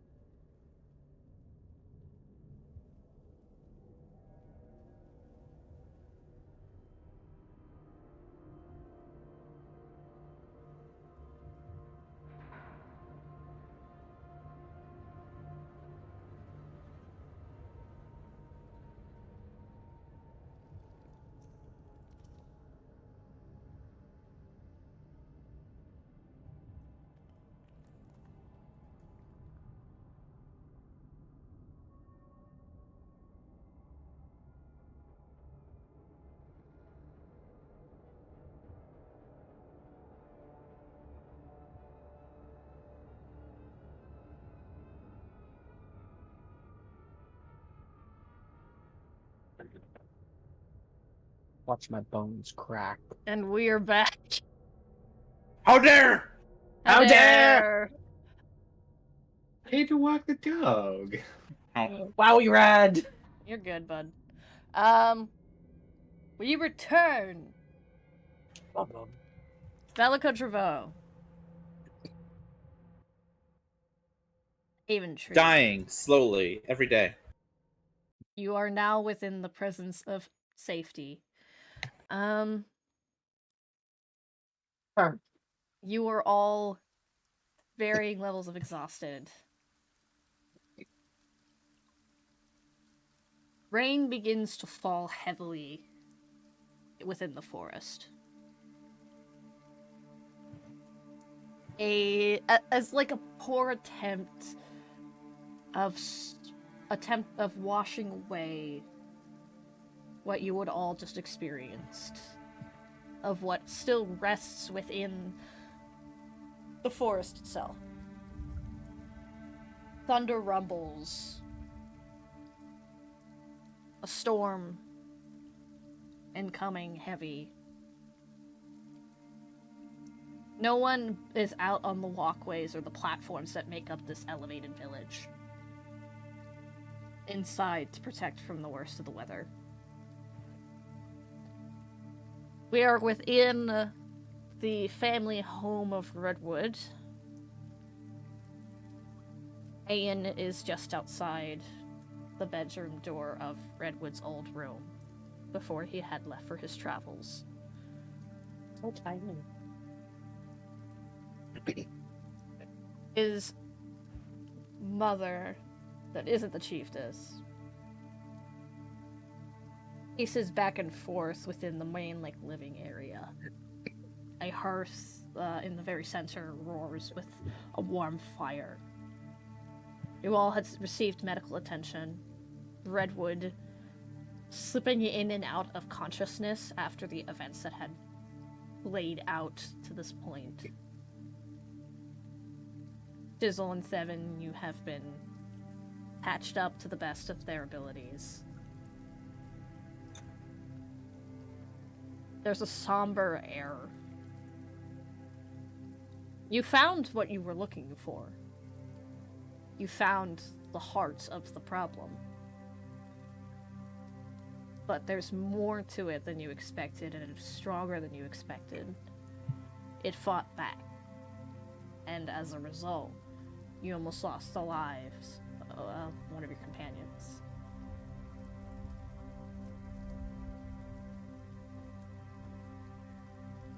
Evan, I how are we supposed to kill?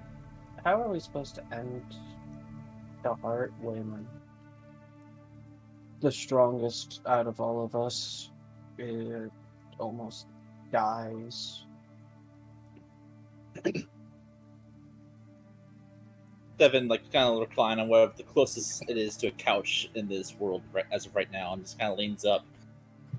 Well, we patch ourselves up, come up with a new plan, and hit it again, and again, and again, until either it's dead or we are. Lays back down.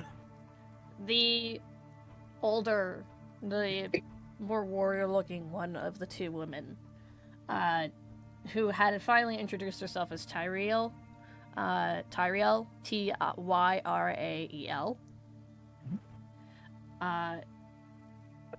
is eventually stops and kind of slumps down by the hearth,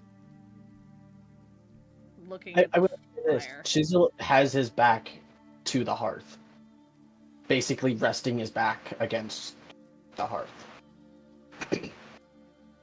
She stares into the fire, prods at it with a stick to keep it burning.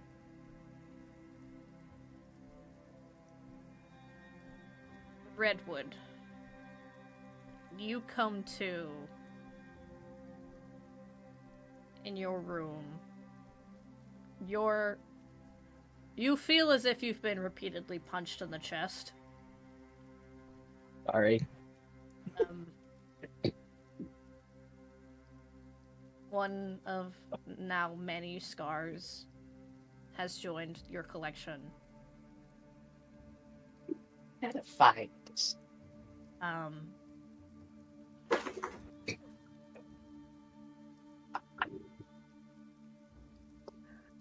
And you're alone in this room. It hasn't changed since when you left. Almost as if your parents couldn't bear the thought of moving anything. Almost as if they prohibited your younger sisters from entering the space. But in the corner,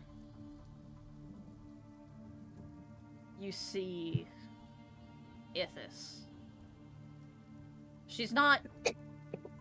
You can tell she's not fully here in, like, any sort of mortal form, due to the fact that where her feet would be, it's very much transparent, kind of ghostly.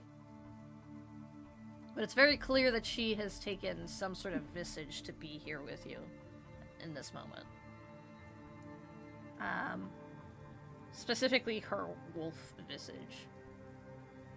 She sees you wake up and approaches the bed. She's very large in this space. But she sits down kind of besides the edge of your bed here.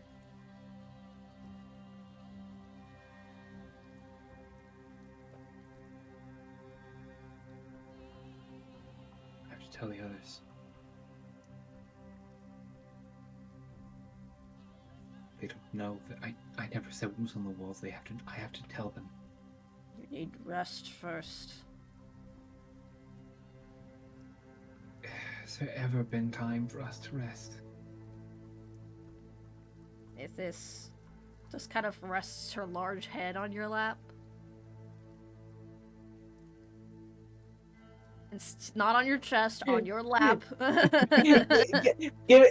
Give the giant wolf ear scritches. Do it. Like Don't pet the goddess. as a Do it. form of comfort. Shrub is very much at the foot of your bed. She's curled herself up tight enough that she's not taking up too much space, but staying by your feet. She's asleep. But Isis puts her large wolf head down on your lap. It's very much... It's kinda has a weight to it, but it's very light. Lighter than you would expect a creature of the size of the form that she has taken to be.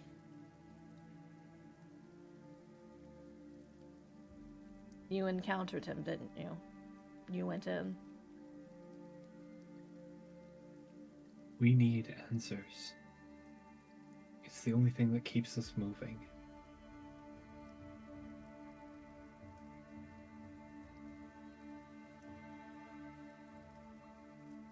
Vetsus is not a god that you can pry answers from without suffering some kind of consequence. His prison has very much not just become his home, but it is also his domain.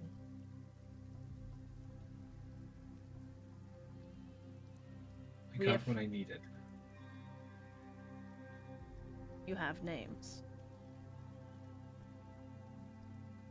I have names, and they did not tell, but they did confirm.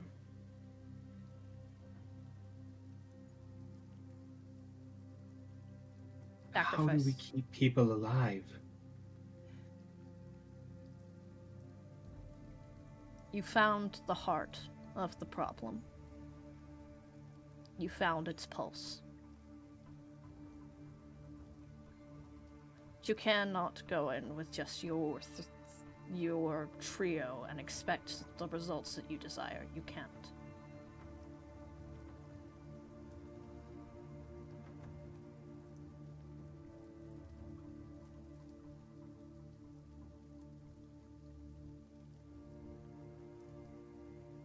We have no army, we have no power, we are magical, yes, but we are few. You What do you simply... expect us to do? You've made allies during this journey, have you not? We've made acquaintances with the list of people who are slated to die. We can keep them guarded from murder, but we cannot guard them from time. This list of people will die. They will die of natural causes. Age, standard diseases, potentially. Time takes. There's a difference between time and corruption. While both play a hand within one another, one does not often lead to the other.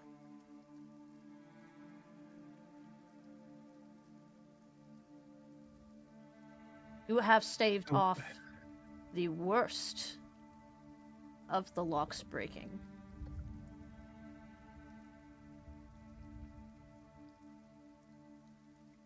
You have thwarted the bigger part of his plan so far.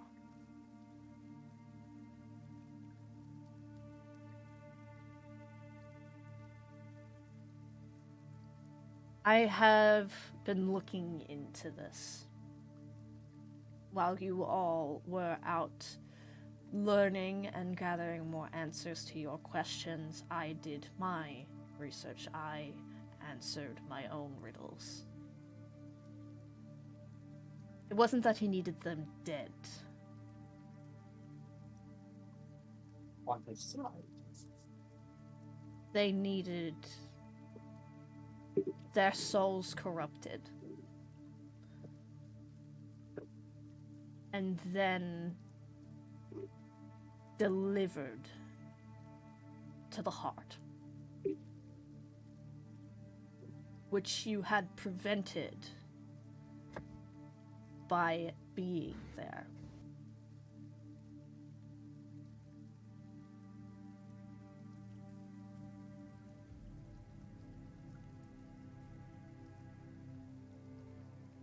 So we must guard so many lives from being corrupted from a source we can't stop, and keep them from dying while being corrupted.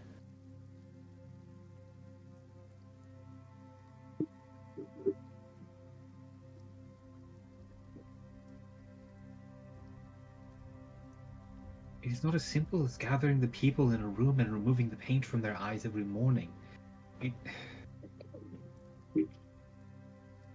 task for gods, not mortals. A seed removed from the soil and placed in a room with no sunlight cannot grow.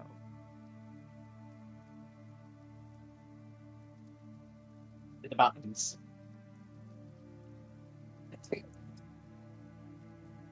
A room that is then set ablaze will leave nothing behind.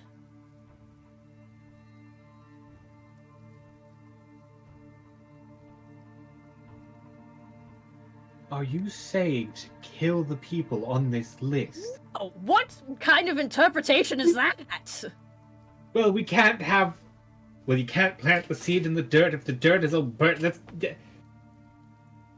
I like the complete, like, abrupt shift. Just, what? Are you telling me to murder everybody? Devin's on that list! No! Or You! Granted, I'm sure Redwood would kill Thelma without a second thought, but come on! what is wrong with you? I am a champion. I am a champion, but I am also a man. I need you to tell me. I need an actual answer.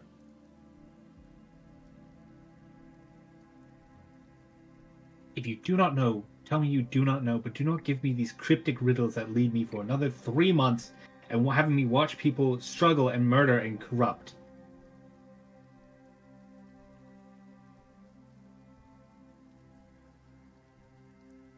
If this looks to you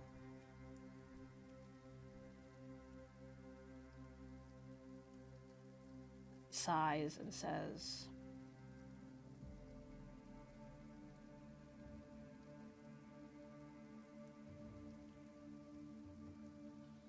in order to escape, he needed those souls delivered to the tree within a specific time limit.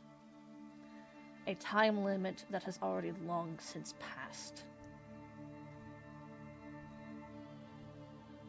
There will be, in the next few weeks, an eclipse where the moon and the sun will collide.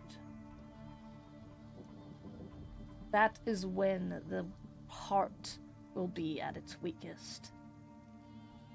For it is neither light nor dark. Something in between.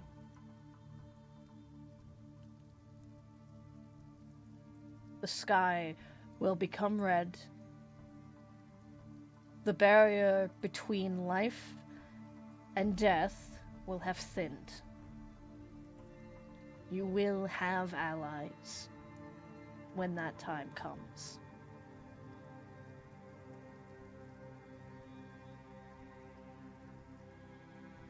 But until then, you must prepare.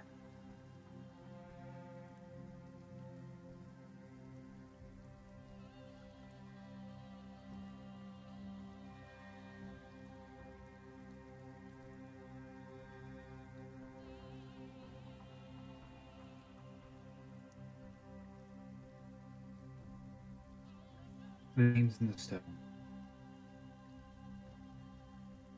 I recognize many, mostly passing, but along our journeys.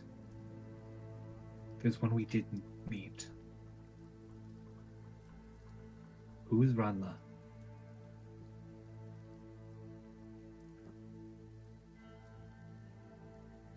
You see the brows of Ithis' wolf form furrow. That I cannot say. Feels familiar, but I don't know why.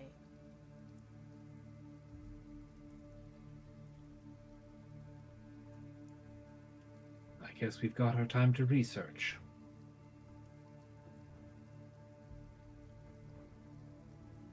How long till the eclipse? You have 3 weeks. A week? You have 3 weeks to prepare.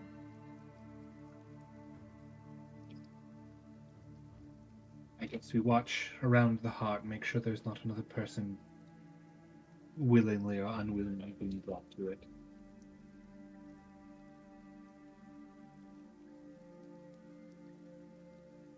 If Ranla has already perished and delivered, then that is unfortunate, but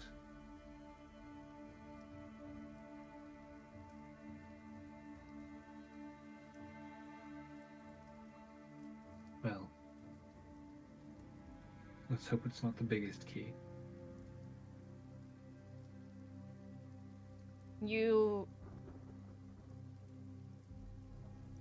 feel the slight weight of Ithis' sort of spectral-ish form lift from your lap. I wish there was more that we could do for you. But the heavens and beyond are in disarray. Barriers are thinning with every hour, and we must do what we can to keep them stable. You have done well so far, and for that I must thank you. And I know that saying it is not much, but it is what I have.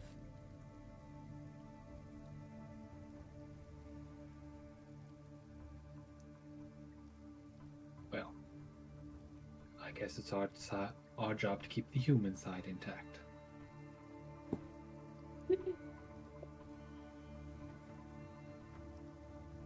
I will see you in 3 weeks. Before you leave, there will be a visitor within the week. They will be able to deliver supplies that you will need. Things to forge weapons that can cut through this heart. Do not feel the need to be fickle. The materials are plentiful.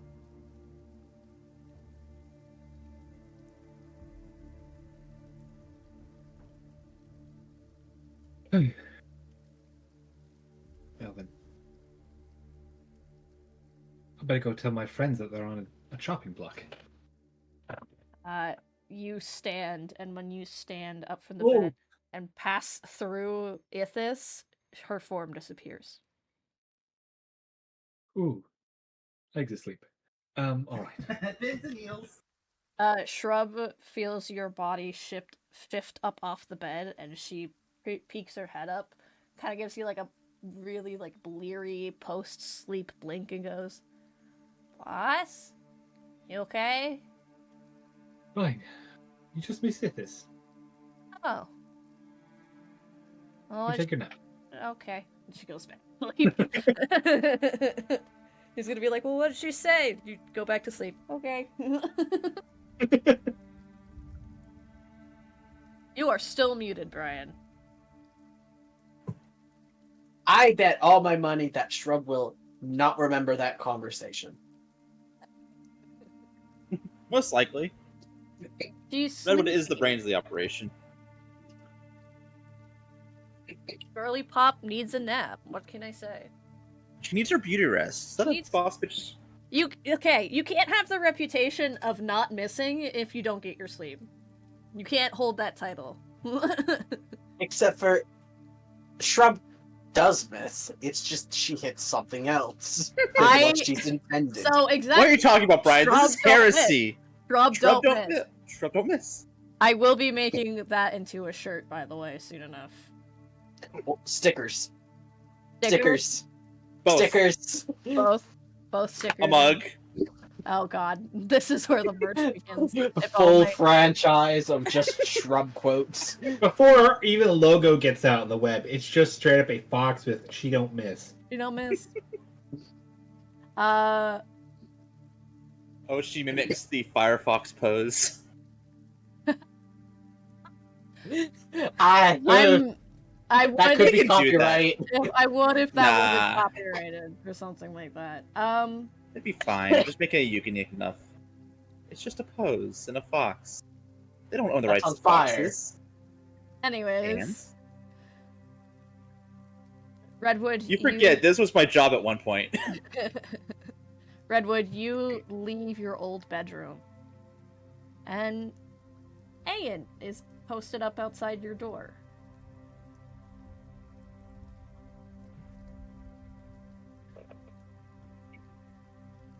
Well, good to see you. I feel like we need to talk. Yeah.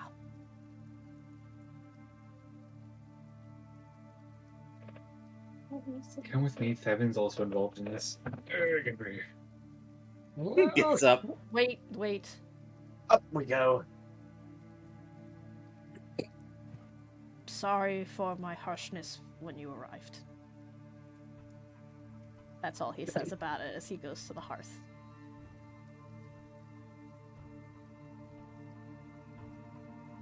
Your legs get tired. I don't You've think been he... standing there for 3 hours now. I don't think Redwood acknowledges this. And just make our way. Well, this is Redwood's home. He makes his way towards the central living space. Make your way to the central living space.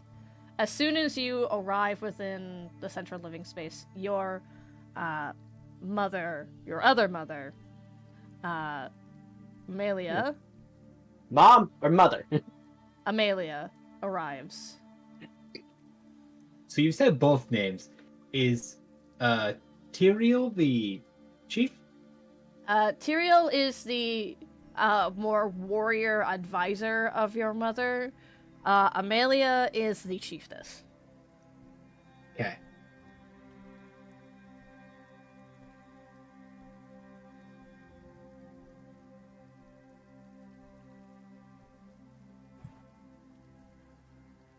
Your mother comes in. She's a little wet from the rain. Nothing that a quick wave of her hand and a slight gust of wind doesn't instantly dry her off from. She sits down in her normal chair by the fire. Hasn't changed even after all these 13 years of being away. She sits, looks to you. What did I tell you about not dying? Or nearly dying? Not dead. But nearly dead. There's the person who had a giant That's not a root line I choose. out of their chest that I had to rip out. Still laying on the couch, being like, you know what? Yeah, I think this is the worst she's been since we've been traveling. Since he had his arm been chopped off, yeah. That too, yeah. The arm was pretty I bad, did but I think... finally get answers today. Oh, really? Devin kind of leans up. After how many months? There's a I sleepy. think How many gods? 15? There's like a sleepy yawn plus the scratching of little paws as Shrub comes in a little sleepy and goes, "What did I miss?" Nothing much. Just Come started. here. Just come here. Shrub immediately goes over to you, Chisel, and just kind of flops into your lap. Big, warm, fluffy. Hi. It's just the scritches. Man, I think it's been like 6 months, Chisel? Maybe more. Too Maybe long. more? Too long. Very too long. I'm very tired. well, It's been a long almost year. over. Oh, that's good. Who's ready for an apocalypse? What? That's not what? good. And that's where we're gonna end this episode. Deadwood, the point of all of this is to prevent an apocalypse! Just what? Chisel, what's an apocalypse? That's a big word. I don't know. The- Oh! Oh! Oh no! I feel like someone's going to die. Oh, good. Anyway, As long as it ain't Seven, we're good. What? Elaborate. Seven's on the list! What do you mean, what on the list? What list? can we stop Oh, yelling? I'm speaking out of character. What? This is, however, where we will be ending this episode. Thank you so much for joining us. We will see you all next week for further exposition and further preparations for the potential. Probably one of the last few episodes. Yeah, we're closing in. So thank you everybody so much for joining us for this episode, and we will see you next week. Same time, same place. Have a good evening. It's kind of awkward that Devin is the most likely to do a sacrifice play being on the list.